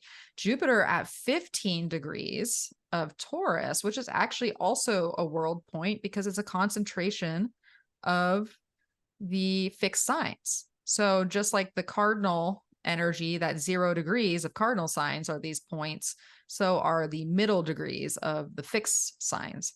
So we have a really concentrated Jupiter and Taurus going on here. You're being nice. You're being nice. Am I being nice? Give it to me. You're saying like concentrated. Concentrated. And you're totally is point. It also could be the most stubborn. Oh, They're like the most concentrated stubbornness. Involved too. Just that's a joke, sort of. It's real. Sort of. Hey, I'm being real. I know someone who has 15 degree. Yeah, exactly. I know. So who could this possibly be? So I'll take your word for it. I'll take your word for it. It's good we're having a laugh about it. I know. Hey, I'm excited for you. I'm just curious what this trends will look like for you. Yeah, I'm really curious. Maybe I should get a reading. Well, so this is where Jupiter's stationing, right? In only 4-5 days time. So Jupiter is concentrating. Could be stubborn, but it is definitely a player.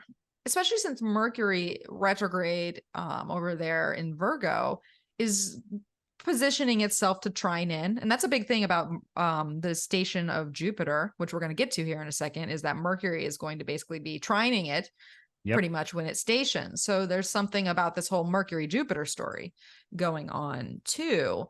But so we have Uranus just stationed, Jupiter and Venus are about to station. And here we have this lit up lunar cycle for Pisces, which to me is also this point of transcendence, especially emotional transcendence, where something, the full moon is a culmination. It can be a celebration. It can be a rise to the bloom of our lives and where it's at right now. And right now it's in Pisces. And it's like, look at that Pisces zone in your chart and see where it could be highly emotional. And that can be very positive. That can be challenging. It just kind of depends.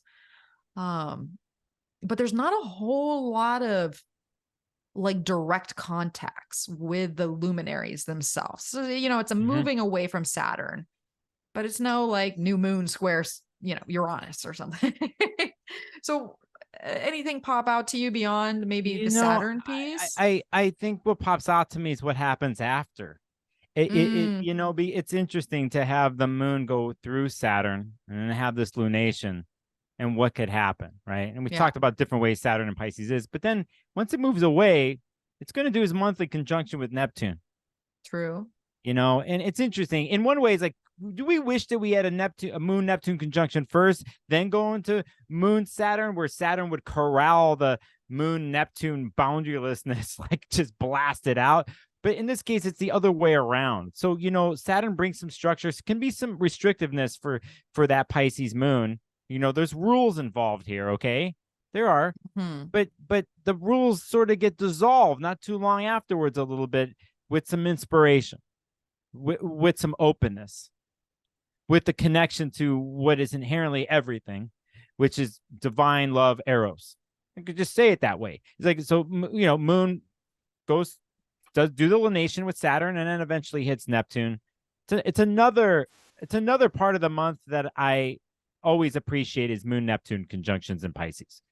And just to live it and love it, because eventually, down the line, Neptune's going to leave and go into Aries, the whole different beast. But Moon, Neptune, Pisces every month, just like that Moon, Pluto that we're talking about, these are just fascinating places every month for me.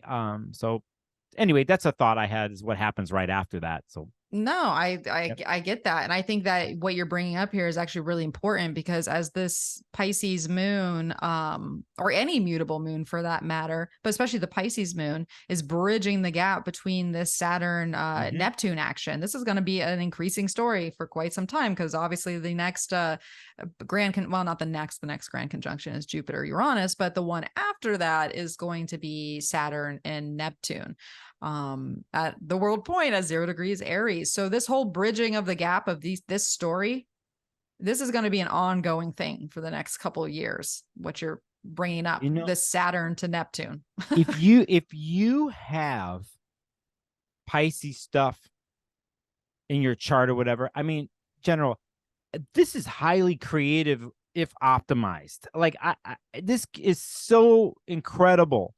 The type of transcendence when we look to transcend creatively.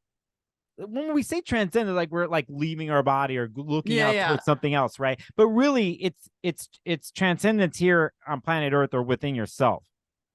But the amount, if used correctly, I think ritualistically, whatever you're going to do creatively, very simple, very quiet at times, completely healing. Amazingly healing. It's like taking a really nice bath. Like I one that's just rejuvenating, letting go, shedding everything.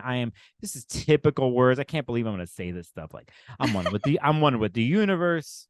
Love is everything. Anyway. No, I know what you're saying is important. And I want to play off that. I'm trying to find a card real quick from our the other part of it is the vehicles that you got it? What is it? So everything that you're saying there, right? So this full moon and the Saturn piece that we're talking about is happening in the it's 8 of stems for us here, but also the 8 of cups. And so this is let me get that with the camera. So this is the card of essentially departure and walking away from something. And that essentially is transcendence.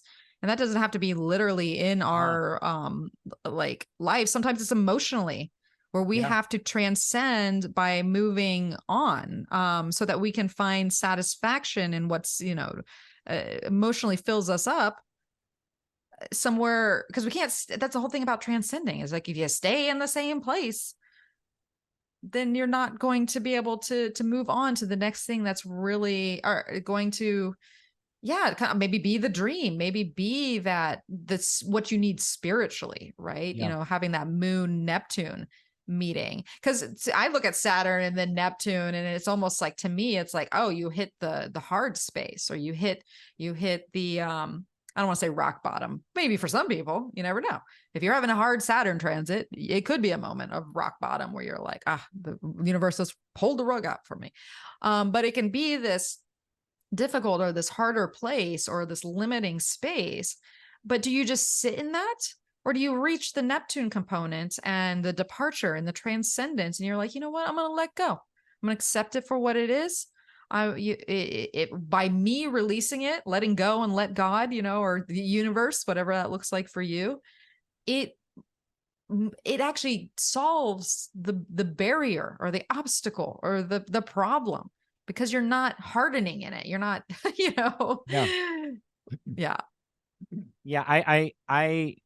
I really like what you said, and it's a good reminder for those watching and listening.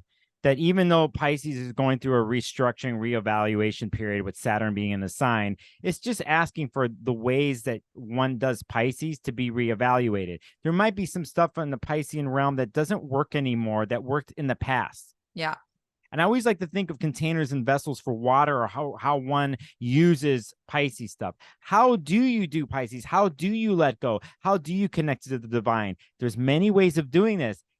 Some, I think, can become detrimental in one's world or in the Pisces part of the chart. And I think here, from a Saturn to Neptune story, like what the moon reminds us when it moves forward, I think it's like Saturn's the rules, like, hey, there's another way to do this. This other way doesn't work anymore. And then you get through that. And then there's a letting go of that, possibly like the way you said with Neptune, to bring in something new. And actually really connects to, I guess is one way becoming a theme of this podcast is switching up and change, because we are in this changeable season. So, anyway, just some thoughts on what you said, Mel. And what you said is a perfect segue to where we're going, right? Because this full moon is literally sandwiched. I'll say it again. It's sandwiched between planetary stations.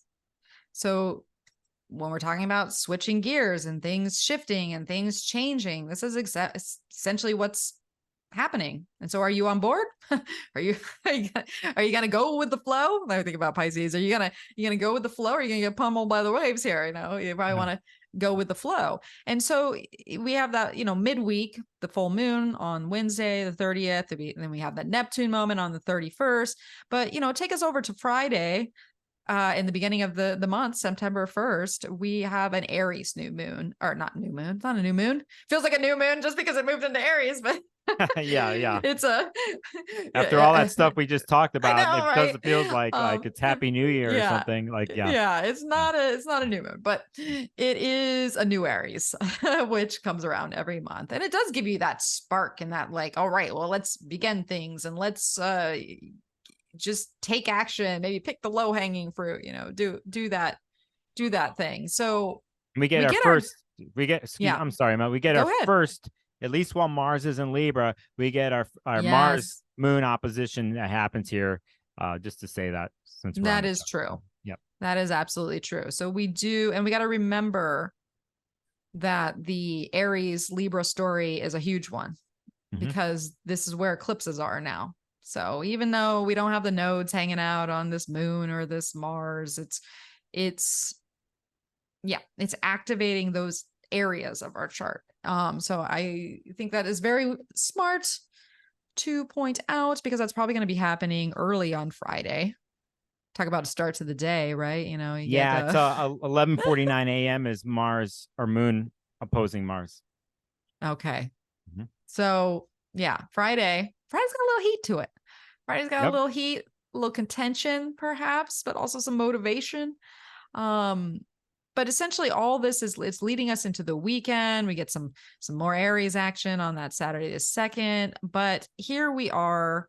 This is what I want to get to. Is I'm trying to be good about making my time markers now.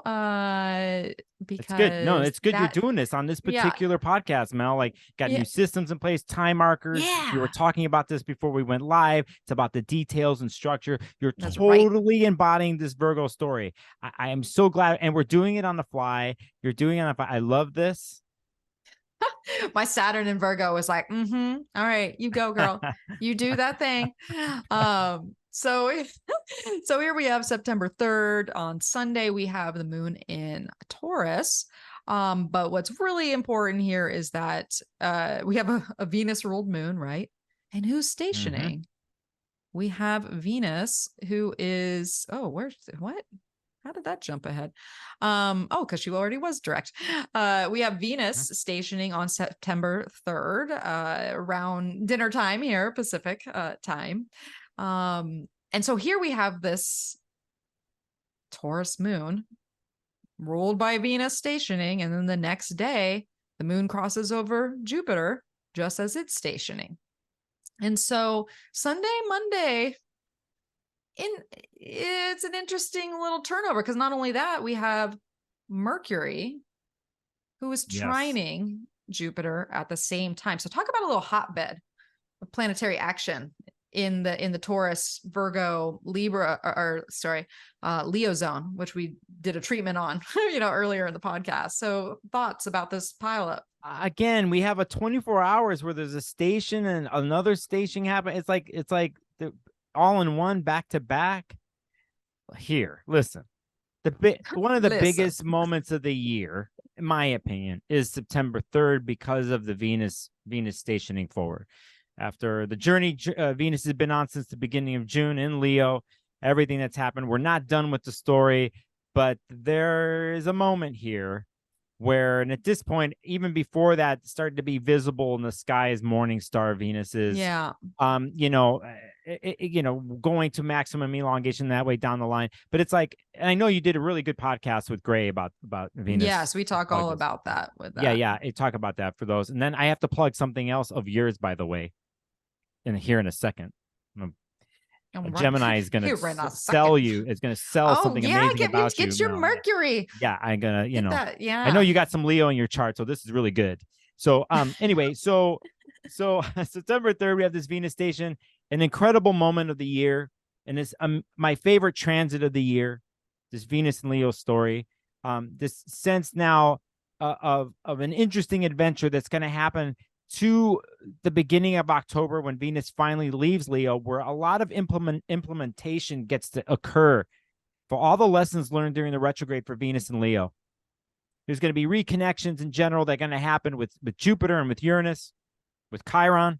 So, here's a big shifting moment. So I'm into this, definitely going to be noting it in my own personal life. I don't know if this is a holiday weekend in the United States. It is. It's Labor Day, the next Labor Day weekend, which is the next day when you get into, I think at 3:28 a.m., we have a retrograde Mercury in Virgo trining Jupiter.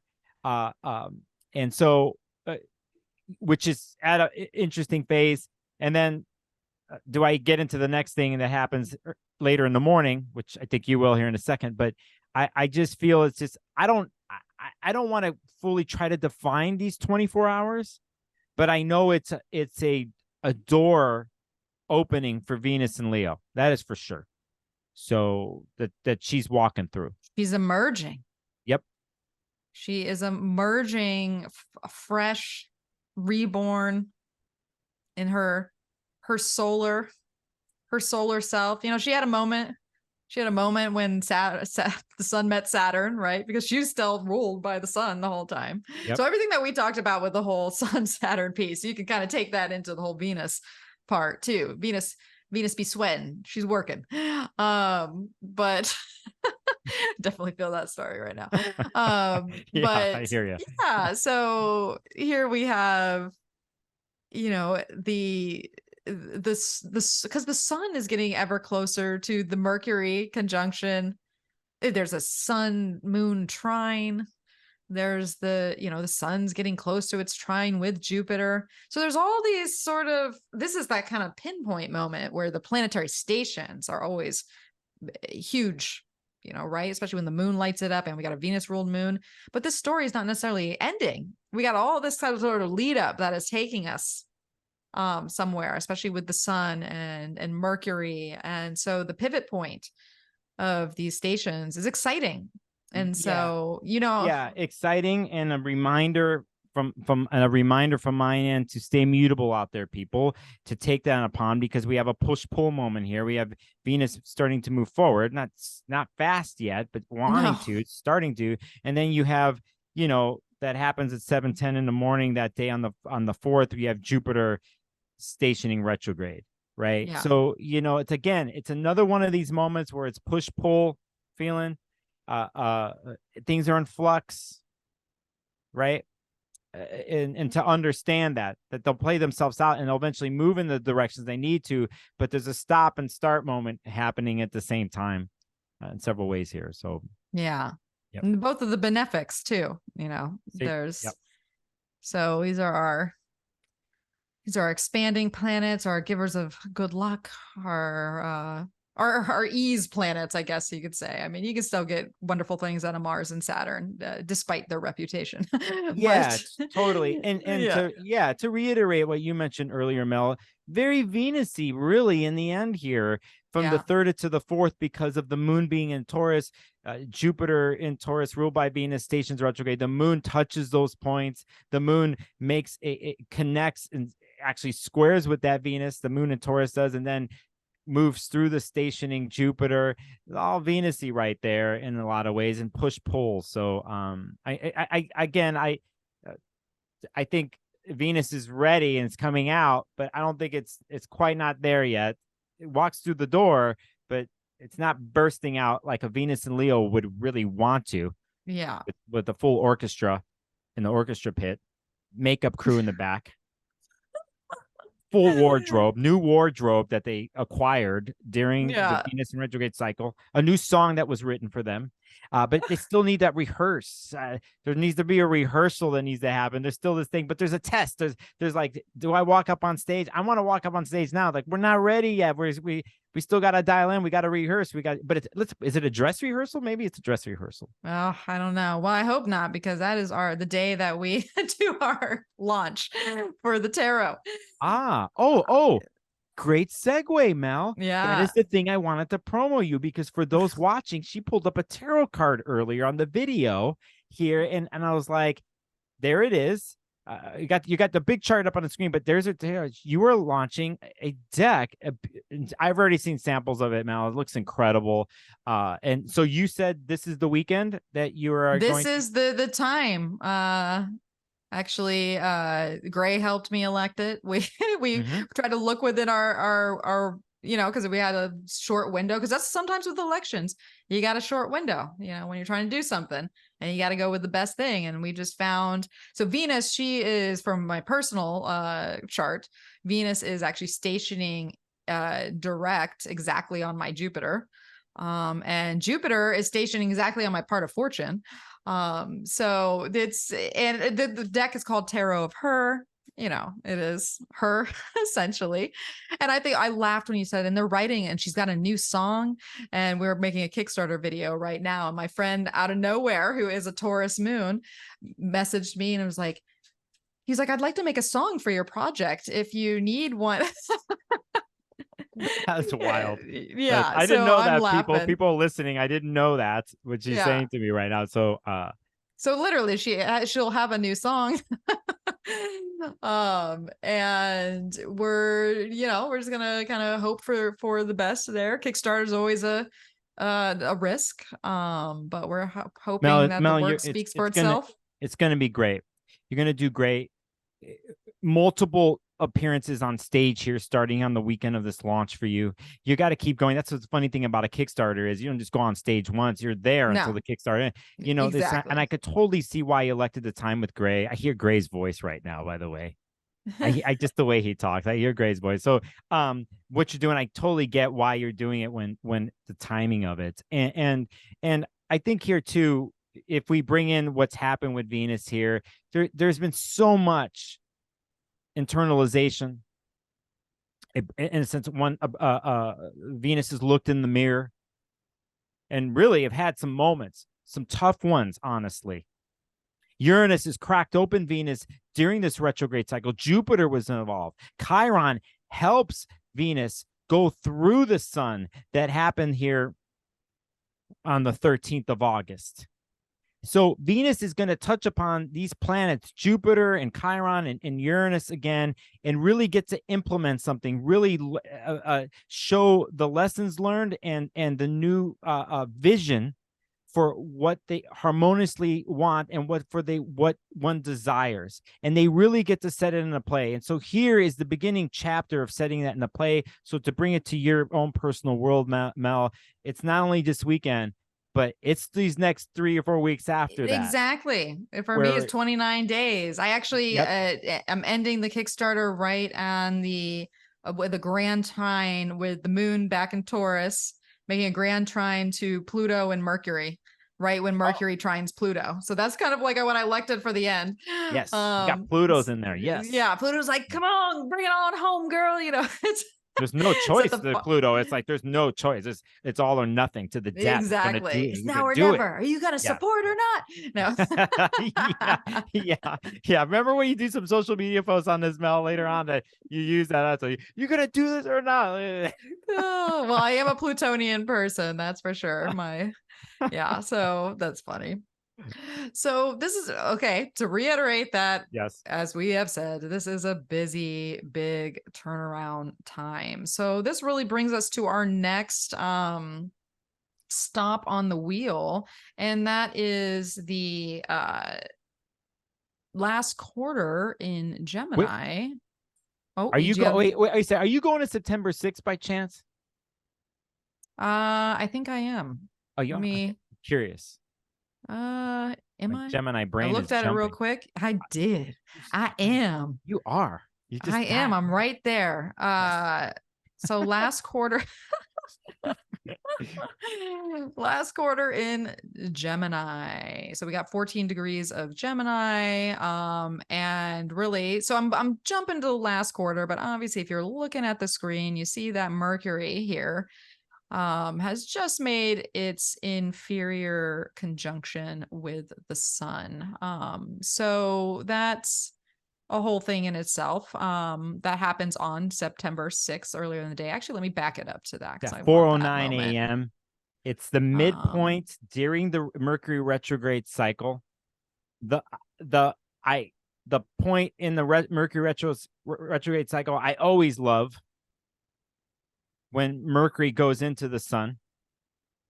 I'm not going to tell people what to do, but sometimes people take advantage of this moment to do certain things that weren't flowing or during Mercury's transit through Virgo. Like sometimes people use this as a purification moment.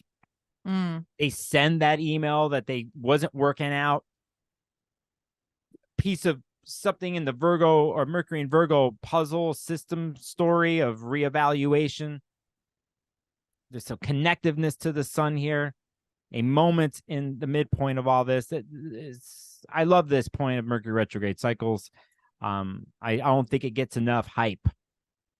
Well, so, it's the new moon of Mercury, basically. Yep. It's that, and we all get excited about new moons, right? Because new doors are opening, we're discovering new things. What's this next story going to look like? Well, this is that door opening, essentially, with Mercury here. And to have it happen on a last quarter moon in Gemini, right? You know, Mercury's ruling the last quarter.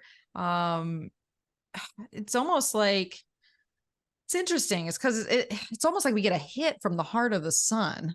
We get that illumination, we get that connection, and when Mercury starts to get in its new moon phase and go forward, it even though it's combust for a little while longer, but it's starting to gather. It's gathering information. It's excited about new things, or what can I learn here, or looking to the future and its possibilities, right? It's Mercury as the gatherer rather than Mercury as the, reviewer or the going back over what's been. And being in this mercurial, inquisitive last quarter turn of events, we might need that focus and that concentration, and having to go back to the details and piecing things out, because that's essentially what Mercury does, right? It separates, it's collecting and separating. It's like, that why it can be divisive sometimes, because that's the nature of Mercury. You think about the devil's advocate. You think about the person that walks in the room and says, Bulbo, look at this side, or pieces this apart, and you haven't looked at this like this, right?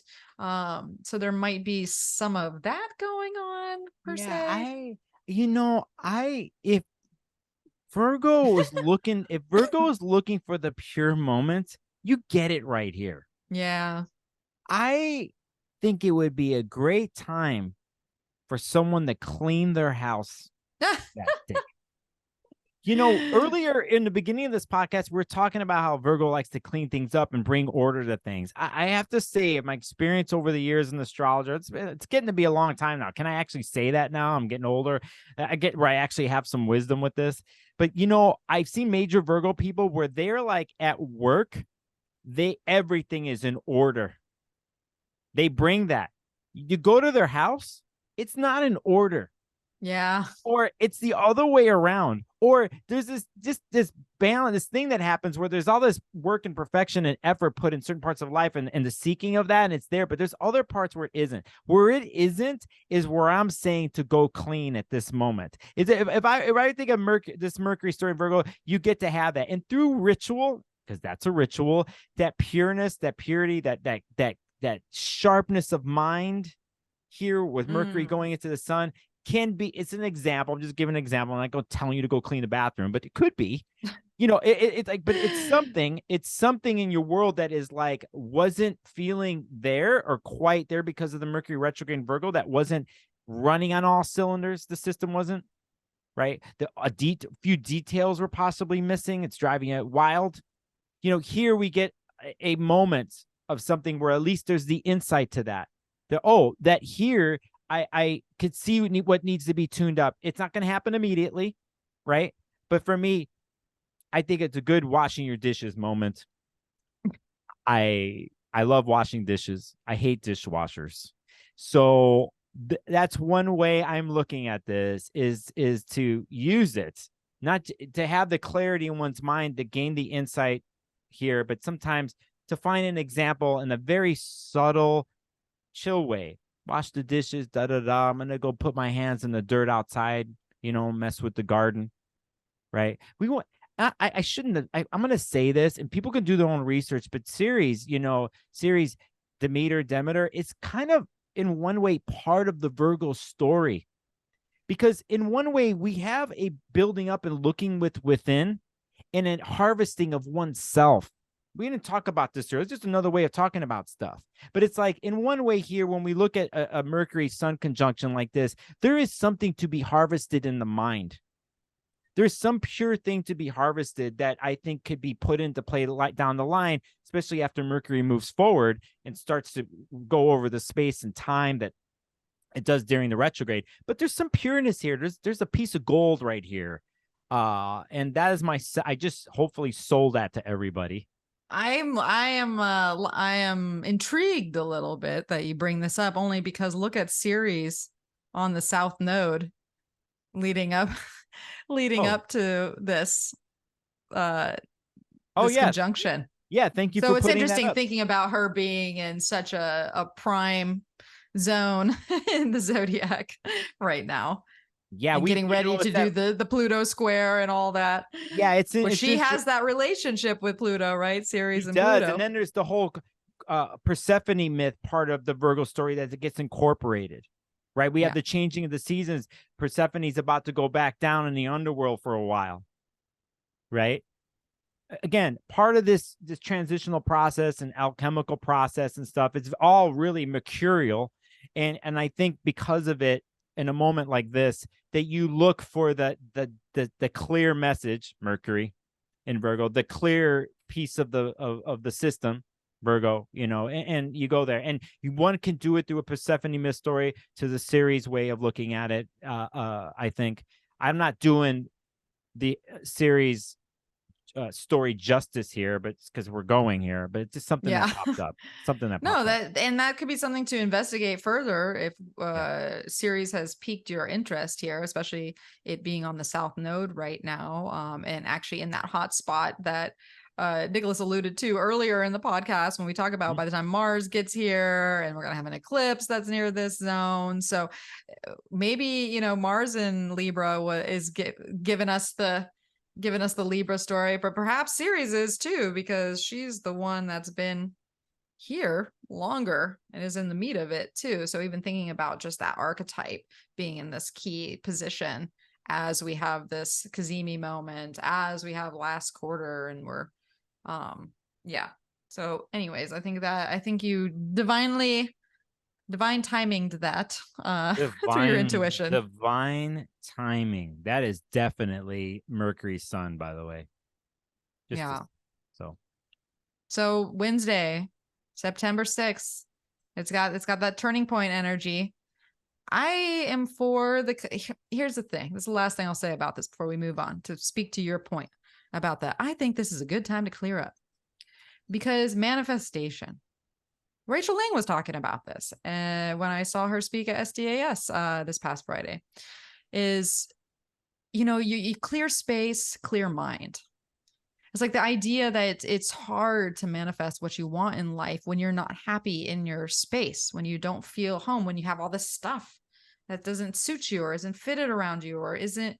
So if they're back to that discernment and that paring down and that weeding out, this is a wonderful time to like clear the space energetically, whether it's actually physical things, whether it's emotional, because clearing clutter is not just physical. It can be emotional, it can be mental, etc. To have that clarity, to have that peace of mind to help you manifest with just a more direct intention, right? Because Mercury is essentially the magician. That's what Mercury is. So, and that is the manifestation point. So I'm backing this idea of clearing out in whatever form that looks like for you, because it clears the headspace, which is crucial to actually manifesting what it is you desire. I just had the image of, I don't know why, taking a bath, or you go somewhere, when they scrub your skin down, Oh, they use like yeah. salts, Oh, and that's that nice. feeling, they scrub your skin down, your whole body, and like what happens, and like sometimes Exfoliating. exfoliating, and like you shed some tears, like it goes out, but you don't realize some of the stuff you were carrying, but it's not just in your head and your heart, it's like in your body, like your body's like purifying itself, like, and your skin's an organ, it's a purification, it wants to sweat out, and like you get rid of the skin, all that stuff, and you come out, and you come out like not just clean, but like feels pure, like back to yourself, Yeah. so I don't know, that just, I saw that. Reborn, Yeah, I saw refreshed, that. I saw that imagery come up. So Well, that maybe makes that's a lot of better than sense. washing dishes or cleaning your bathroom. Is actually doing a major exfoliation. Yeah, major exfoliation, get some And taking a body bath. work, Yeah. do it yourself, Well, that's essentially what any planet that goes in the sun, that's a rebirth moment. Yep. That is it's getting exfoliated by the sun. Yeah. All right. Well, let us move on here just to talk about sort of following Mercury's footsteps, because that's essentially what the sun is going to do here, is that it is going to it's going to trine Jupiter, right? So we get our Sun Jupiter trine moment on the 8th, September 8th, on Friday, on Venus's day. And it really just it's interesting because it's sort of the last move before we get to the new moon, I think, on the 14th. So let's keep that Sun Jupiter in our mind, but let's just jump to the new moon just to look at what's going on here. Yeah. So let's think about that just as, so we're going to jump to the new moon for sake of time. But let us think about the fact that in these waning cycle, like lunar cycle, we get this Sun trine Jupiter moment. After Mercury's already been there, Mercury and the Sun have exchanged. And now we get our Jupiter hit, and then we go into this new moon in Virgo on September 14th, Thursday, which is going to be trine Uranus. So Uranus is coming back into the story. So any thoughts on how just that moment with Jupiter might play into the seeding of what's coming with the new moon? Yeah, Jupiter and Uranus are involved here. To back up a point we made earlier, on the last new moon that happened August 16th, Uranus was involved. Yeah. Right. And here, Uranus is involved in a different kind of way because of a trine. And I always feel that what is unexpected or something that you've never seen before that brings benefit, that's what I feel here is happening. With this new moon, I like the organicness of it all because it's a lot of earth energy, with this Jupiter and Uranus being there. I think that a lot of times when we talk about something new or aspirations, Jupiter and Uranus, right? Like time we talk about that, it's like all in our head, right? It seems that way. But here, I think it's one of these places where it's not just in our head, it's in our body.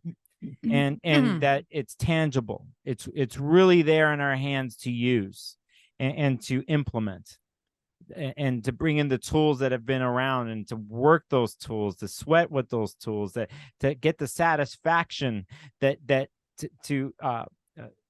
goal, the quest that Jupiter brings, the new vision, the something that you would have never thought of that Uranus brings.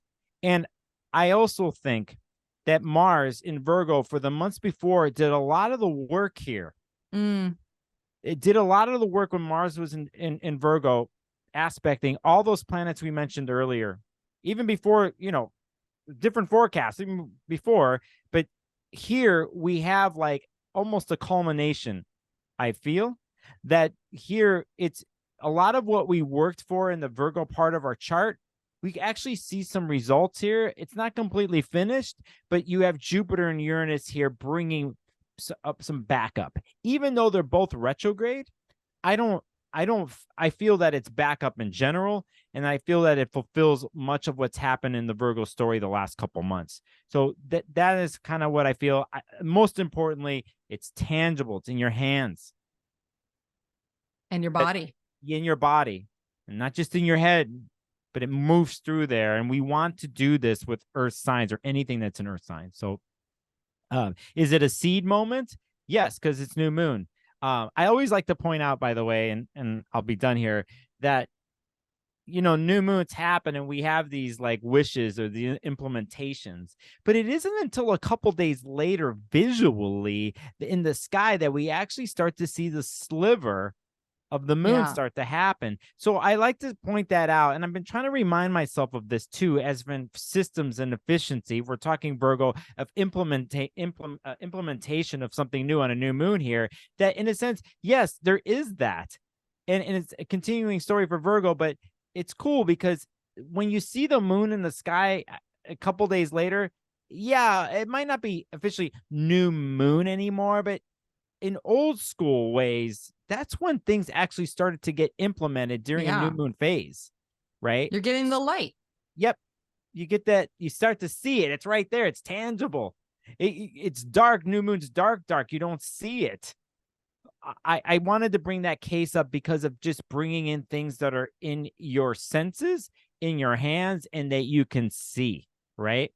So really, it's this particular time in the next couple days that I'm personally telling myself, oh, it's new moon, not just this day, this moment, but the next couple days until I see the sliver in the sky, I'm right there with you. You gotta wait for that light to be backed, for the moon to be even out of because that's the whole idea, is it has to get past the combustion of the sun for it to start to grow the cycle. And that's when we see it, right? Because it is it's visible once again. And then we say, oh, it's so lovely when it's just that crescent and it's low in the sky and you just see it, especially right after the sun sets. And it's just right there on the western horizon. Just so beautiful. Dang, man. I like the way you're explaining these things. I was just like, let's bring it on. I like that. Yeah. Well, that's it, and it'll pop up on you. You don't really quite, you might just catch it. But when you catch it, it's like a Cheshire cat smiling at you. Yeah. And you're like, What about you, Mel? What do you think about this? I'm curious. Well, there's a couple things. I love all what you're saying, and as far as bridging this Uranus story, the Jupiter story, the tangible aspect of this, right? If there's anything, this is like Earth manifestation here. Like, this is big, but there's a lot about the inside story here, right? Because we talked about like the internal journey. Mercury's still retrograde. It's about to go direct the next day, but it is stationing and it's still retrograde. It baked into the new moon. We also, like I was talking about before, when we were talking about Saturn and Neptune and the bridging of the gap of that story. Here we have this other piece with this new moon that's bridging the gap of the Jupiter-Uranus story, because this is our next conjunction in August of 2024. So there's something to be said about here with this lead up to the new moon, and this new moon activating this point. It's not squaring these energies anymore. They're not moving direct, so they're more internalized, right? So even though we're going to see these tangible results and there is this manifestation power, a lot of the wisdom and the growth and the expansion as people and the breakthroughs we're having internally and how we're changing, there's going to be more of an internalized component with that Taurus area of the chart that we can tap into. That not everybody's going to see that growth. Not everybody's going to see that change. But the world is going to be shifting because that's just the nature of Virgo. Like that, we talked about how much about that. But then same with Mercury still being a station. And also what you just said about kind of wait for it for the crescent, because Mercury is going to go direct. So there is a reveal-ish. There is. And I again, in the reveal-ish thing that you're talking about, just has such a Uranian signature to it. And it's just, again, been such a major player in a lot of just transits and storylines for the last couple of months for Leo and Virgo. Yeah, I mean, I'm not the expert on this, but we know many ancient cultures and stuff. A lot of times when they're having certain holidays or events and things, they're timing things with the lunar cycle. But a lot of times, even it's new moon, they're timing it when something's actually starts to be visual in the sky. And in this case here, with Mercury stationing direct here, Mel, you're just on it.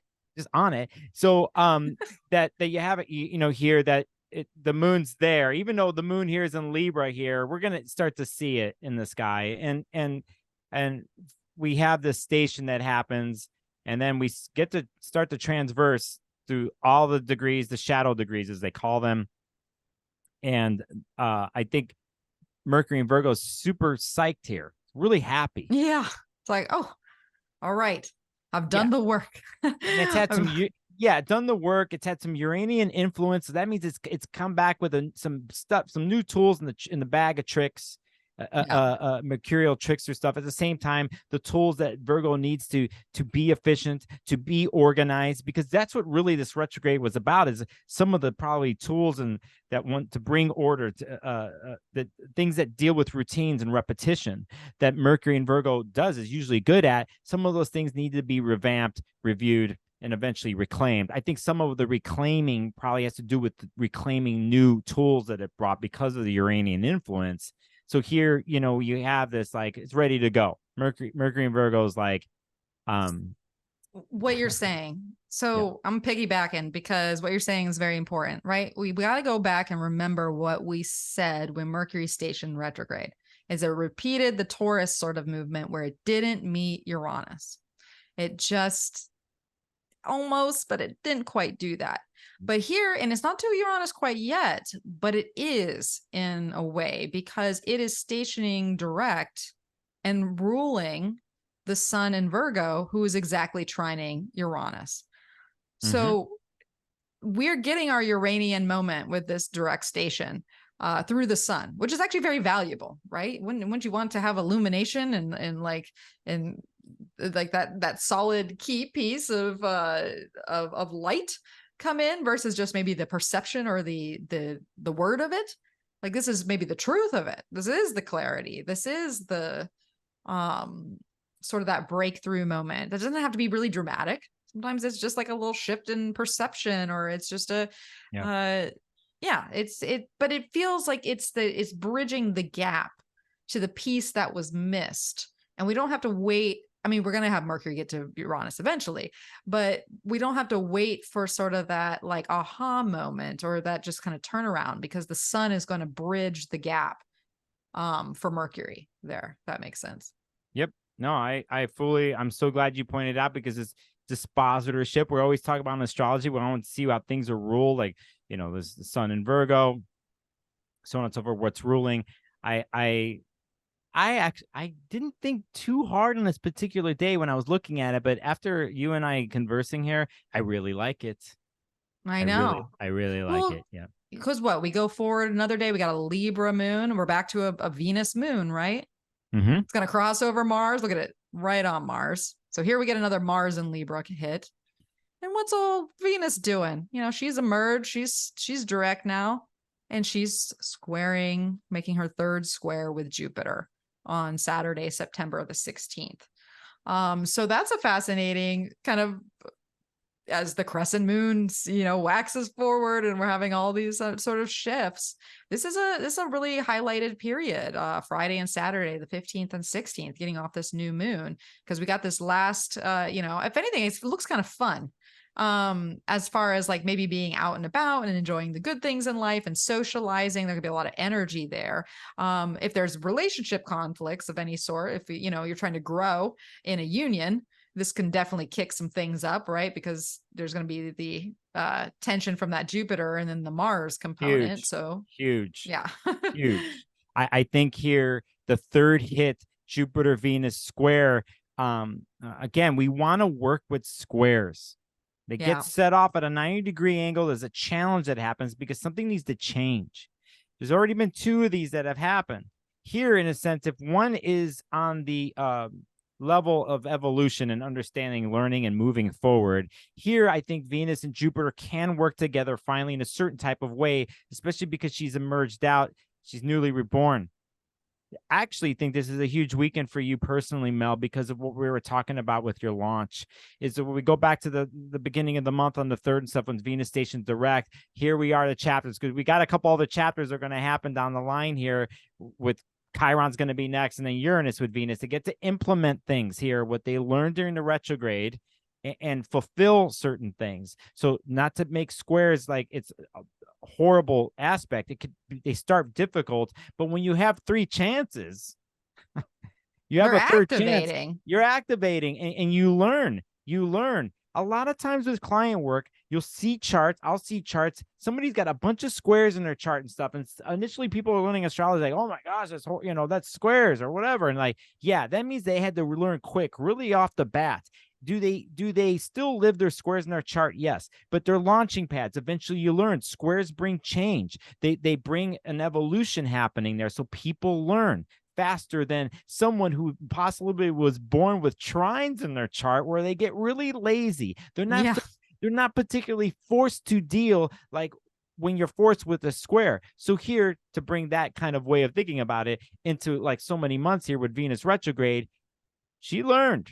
And she learned a bunch. And not only that, she's ready to show this new self. And Uranus, I think, here is like completely bringing that electrical energy, and they figured it out. They figured out their relationship with each other. Venus realizes, hey, you weren't raining on my parade, or you cracked me open a couple times, before. You need to bring something new, or whatever I thought my desires were going to be, whatever I thought the way I was supposed to go out to go find my desires, what my passion is, I actually didn't quite know, or I had to let go of things. Uranus comes in to show, actually, there's another way possibly, or so on and so forth. And here, the other way is actually shown in action, possibly. I'm just saying that for those listening here, that in the longer story, we want to implement things. We are looking and forecasting at things, and we're not only doing that, we have to learn along the way. And then when we see something like here, we're looking ahead, we use it to our advantage, especially if you've been tied into the story.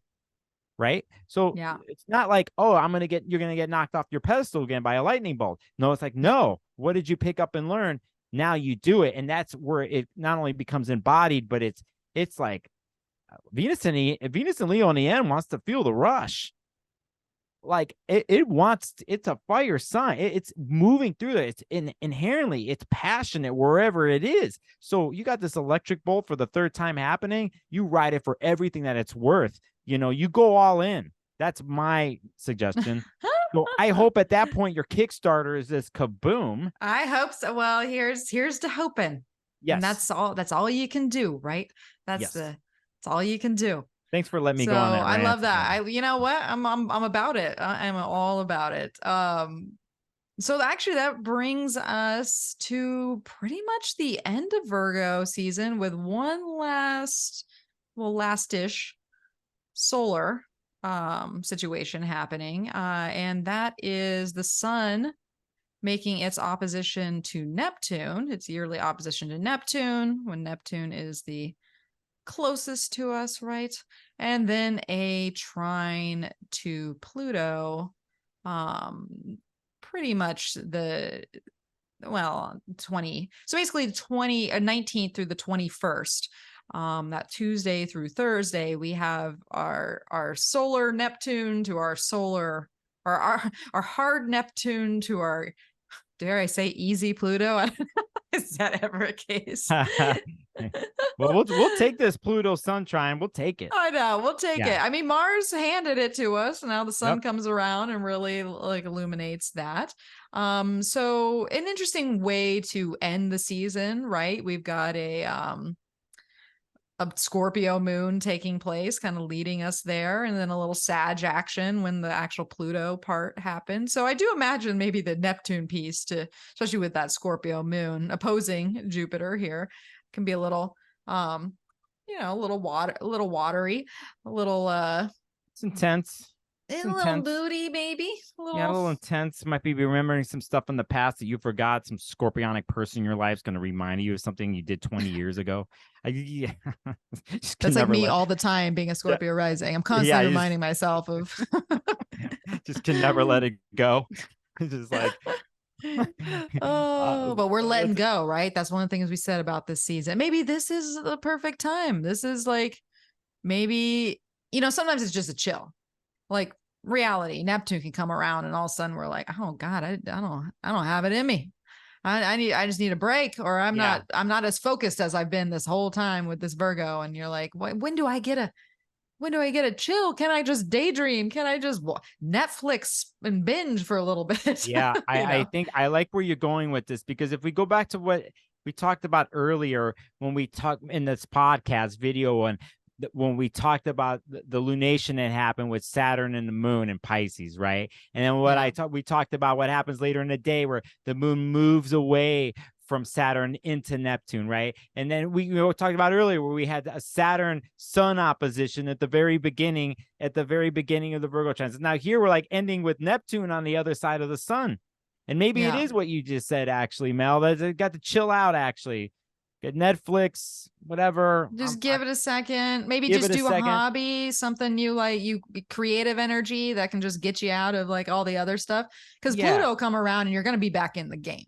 Like that, like there's the great productivity, I think, that can come with the sun and Pluto meeting up.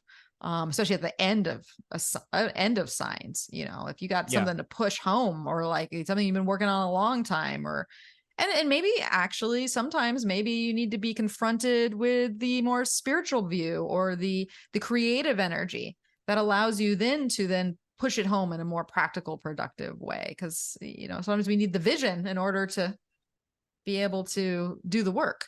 So there's all these possible combinations of this. Before I'm about to say something about the Neptune sun, but I want to say something earlier because we were joking about Scorpio moon, and it's opposite here at 15 degrees. It's the chart that you have up here. Yeah. This 15-degree fixed place is a big one because it's been in such a play the last year and a half and stuff. But there was a major eclipse that happened at this point in the Taurus Scorpio stuff. For those who have fixed signs, fixed angles in these mid-degree points, you have another situation here with Jupiter going retrograde at 15 degrees. The moon in Scorpio here is triggering it. This goes back to a longer story with the eclipses for those specifically that were affected by the Scorpio Taurus stuff. At mid-degrees fixed, anything you have there's a continuation going on here. So I just want to say that. Do I love and praise my Scorpio energies? A lot of people know this about me. I love Scorpio energy. They walk to me. That's the amazing thing is, Mel. They walk towards me. Usually people are walking towards Scorpio. Scorpio is going to discern like, who the hell are you? I don't know if I don't trust you. I pick you. I'm vetting you. You come into my private world. It's funny with me. They walk towards me. So I have this interesting viewpoint on it all, and I appreciate the energy. So I don't want to bag on a Scorpio moon being suspicious because they can't forget something from 20 years ago. It's still true.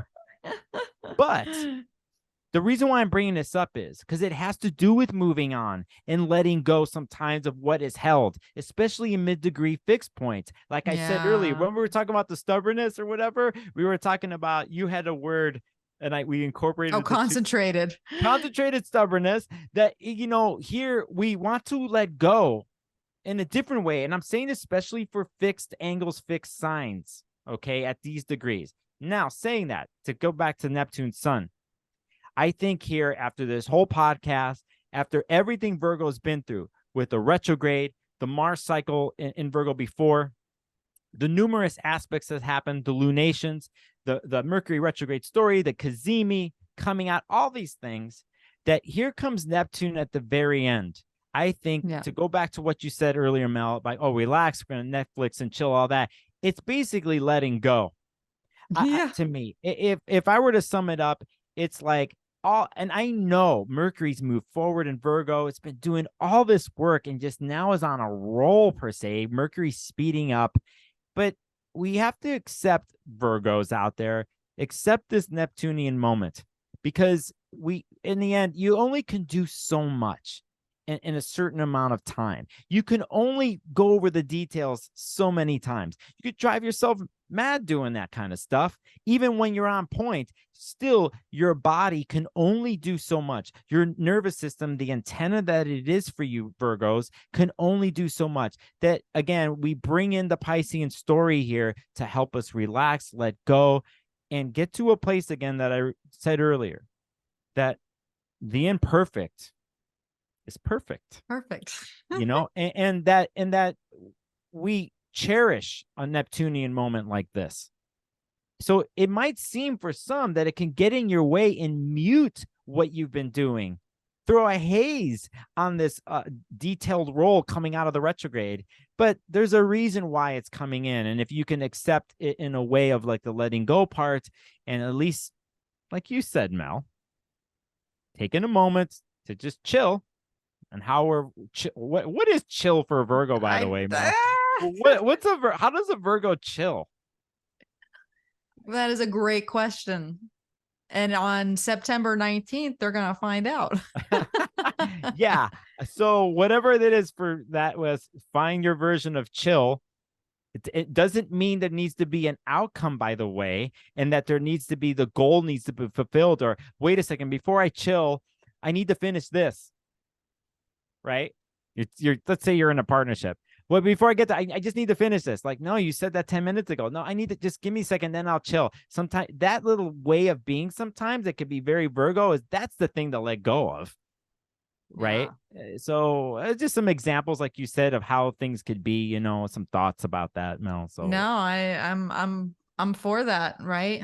Yep. Just this one more thing, just this thing, just this thing. And it's like, and all of a sudden, your whole afternoon's gone. It's not right yet. I got to tweak it just a little bit more. I got to do this, blah, blah, blah. It's like, okay, you know what, Virgo energy, that's what we love about them, because of that. When they do get dialed in, that service and work-oriented part, man, dude, when they dial it in, we are so grateful for that energy. But it's like, there's always a task to find and do. There's always going to be something, especially in this day and age. It never ends. Bombarded with like, what time means, especially in Western civilization and culture. We're supposed to constantly be doing something with every piece of time. So this goes out more to everybody, really. It's like, you don't have to be a Virgo to take this advice. It's like, where is it in your life where you bring in, where you let that dissolve, right? You let that fall. Yeah. Off your shoulders, or especially off your mind. I have to watch this again because I'm really talking. I'm really talking to myself, Mel. So. Oh, I feel it. Oh my God, I've been working nonstop. Yeah, I need this. Can we fast forward this Neptune moment into the? No, we're gonna fast forward, timing. Mel. Right? We're gonna fast forward. Not just us here talking. For those listening and watching, we're gonna fast forward to when the Kickstarter hits its goal, and the celebration for all the hard work that you and there's a cohort involved in this, correct? Yes, the wonderful artist Sarah Jane Lambert. She is amazing. My long-term friend of 18 years. It's been so much fun to work with her. It's so amazing. It's great. I'll show you the actually, for those who are curious, of like the election to end something, because usually you elect to start something, right? Well, My Saturn in Virgo elected to end something. And so where do I have the moon? So here is it? No, here we go. I gotta go. Here we go. Let me fast forward a couple hours. So it's going to end basically on October 2nd, around 6 something PM. I put in the date, but I'm forgetting right now. But we have, so we have this grand trine going on between the moon in Taurus, the Mercury in Virgo, and then Pluto in Capricorn. Because I was saying, like, this is the manifestation energy. This is that, transactionary energy. It's like you raise the, the moon will go over Jupiter and Uranus, basically where this Kickstarter started with the moon trining Jupiter originally. And so as it was stationing. And so this is sort of the last hurrah. So yeah, you got Venus trining the nodes.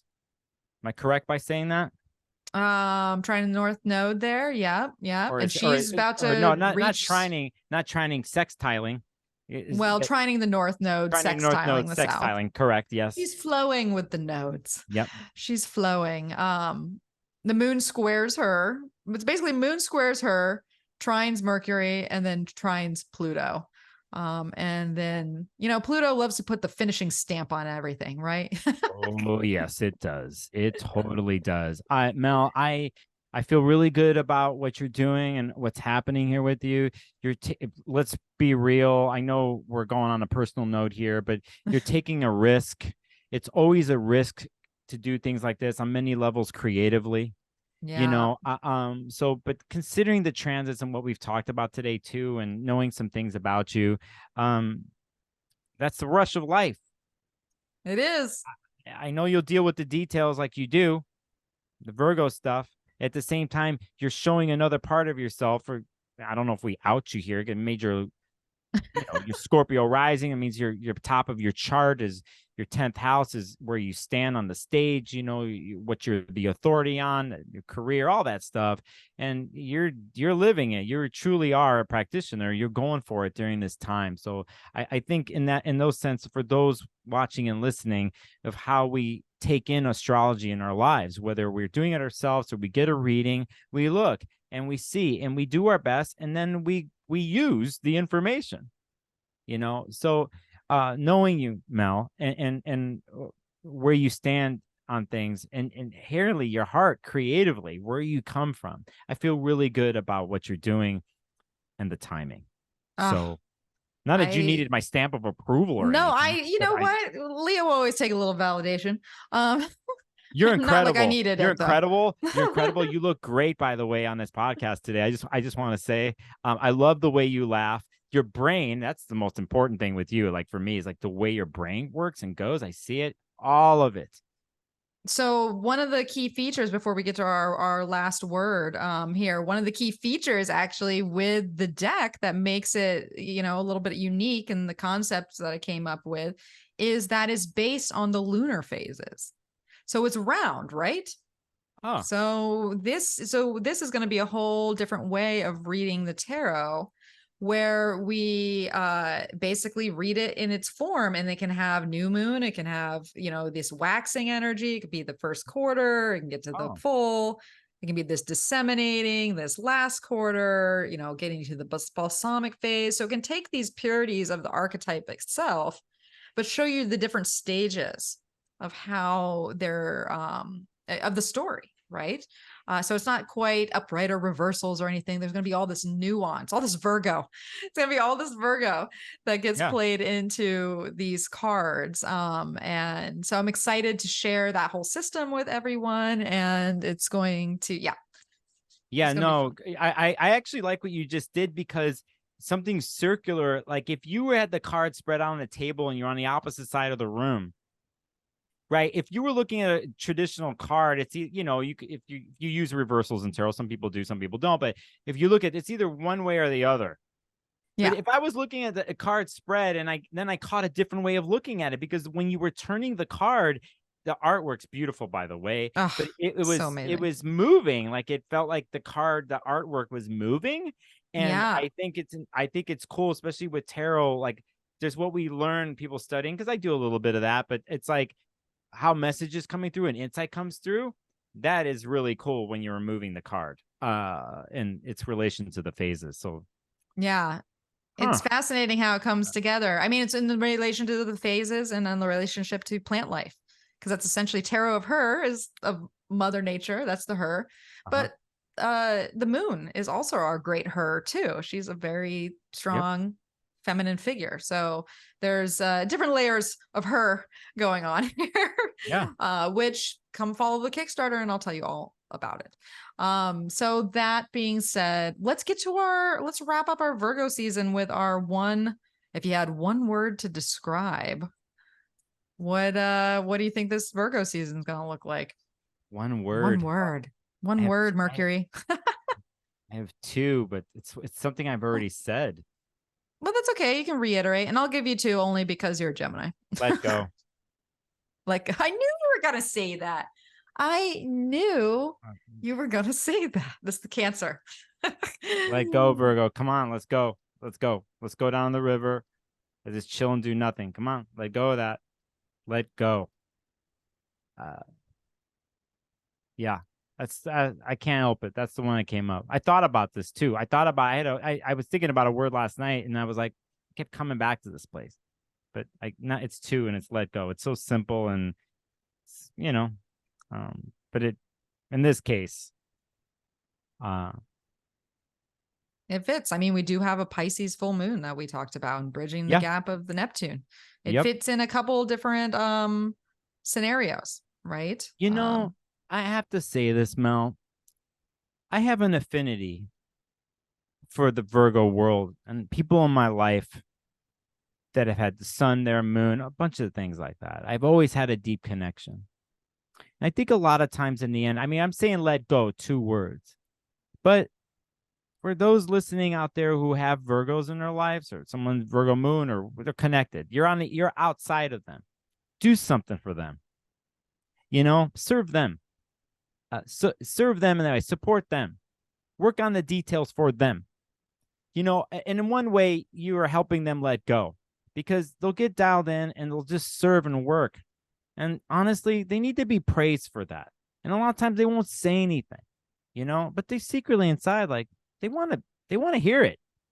So it's like, tell them, show them, be the Virgo for them, and in that way, it actually could help them let go, because they don't feel alone in the task.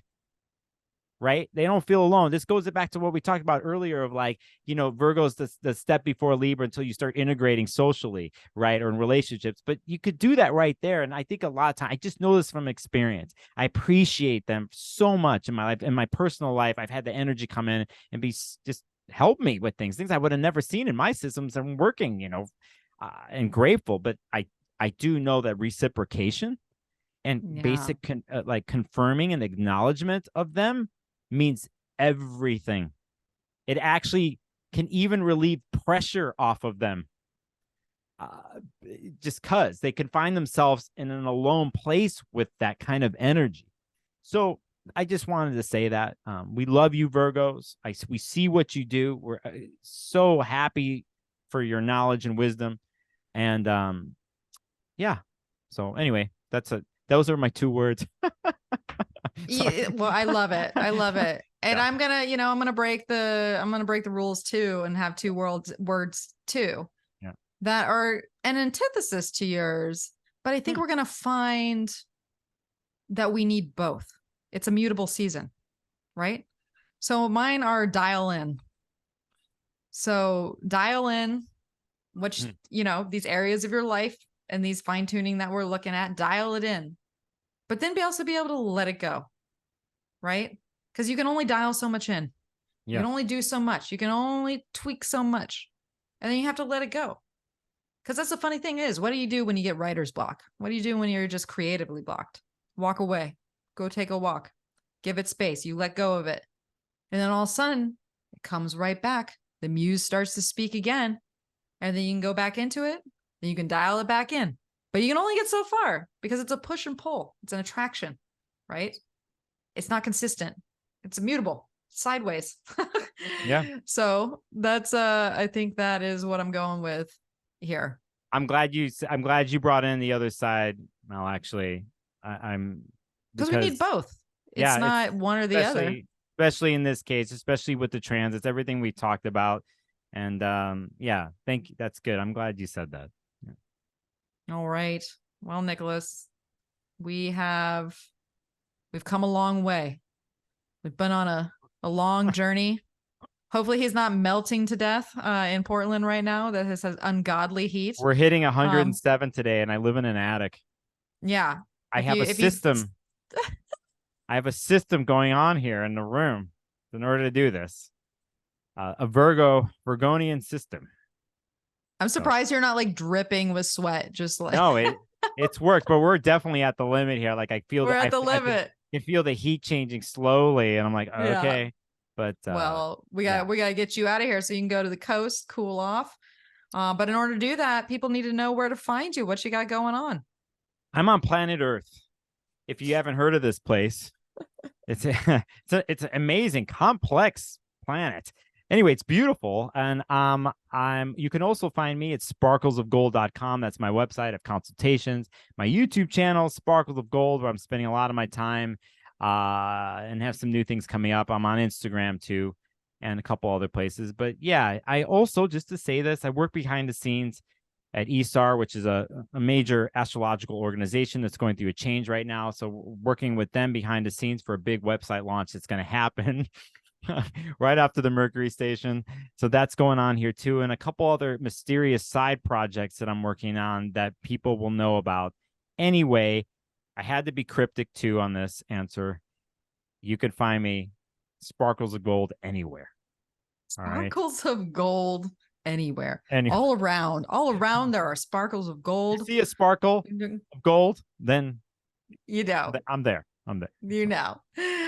Oh my gosh, I love it. All right, well, I will always share information of the guests on my webpage.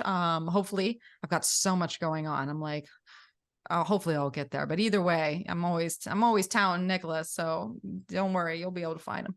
And find me energeticprinciples.com. You can also find me at tarotofher.com too. Now I'm redoing the website for our tarot launch here, so be on the lookout for that. And then same with the Kickstarter that will be launching September 4th, because we are going to have some early bird decks. So if you get in there right away, there will be the reward of a little bit of a discount. You'll be supporting and you'll be saving. Why not? So definitely check that out. And same with social media. So I've been on Energetic Principles, but I've also been doing the Tarot of Her Instagram account, and also on TikTok. I am learning. I know I'm learning the TikTok ways. So if you're on that, Tarot of Her will get you there. And also I have my monthly newsletter, the Heavenly Wind, that goes out at the beginning of each month. So you can sign up for that. Consultations are open, but I'm sort of taking a break because I got a lot on my plate right now. So you might not be able to get in for a while if you want to do that. But either way, yeah, I hope you support us, or you find interest, or if you're just curious, visit me, send me an email. I'll tell you all about it. All right. Well, what else do we got to share here before Nicholas melts? Okay. Well, do you like what you hear today? Did we share some valuable information? I think we did, so spread the good word, share the podcast, share it with a friend, whatever feels good to you, right? Or leave a review if you listen to it on Apple Podcasts, or if you're watching us here on YouTube, leave a comment, share what you think Virgo season will look like. If you have any comments about what we have talked about, or any additions, we're all ears and we'd love to hear it. Subscribe to her channel. Oh yeah, I forgot about that. CTA, the call to action, very famous on YouTube. Please subscribe to your channel. You're getting close to 1,000 subscribers, which is huge. It changes the YouTube game. Anybody out there, please hit the subscribe button for Mel. It'll change things from YouTube for her. When you hit the 1,000 mark, they open up a bunch of different services. So oh yeah, so subscribe. You heard him. You heard the man. Subscribe to my channel. I've also been putting the shorts that I've been doing on TikTok and Instagram on YouTube too. So if you're a YouTube person, you'll see that content there too. So yeah, subscribe, share, and like. Is that what they say? Yes. Subscribe, share, and like. Ring the bell. Yeah, ring the bell below. Ring the bell. If you've made it this far. Because if you have, congratulations. You just listened to us for over 2.5 hours, super fan. All right, Nicholas. Well, it is always a pleasure getting to chat with you, all things astrology and just all things. So I'm so glad you're able to join me. Thanks for having me, Mel. Thanks for having me on the show again. Absolutely. All right. Well, we wish you the best during Virgo season. Remember to dial it in, but also remember to let go. And as always, may the stars be with you.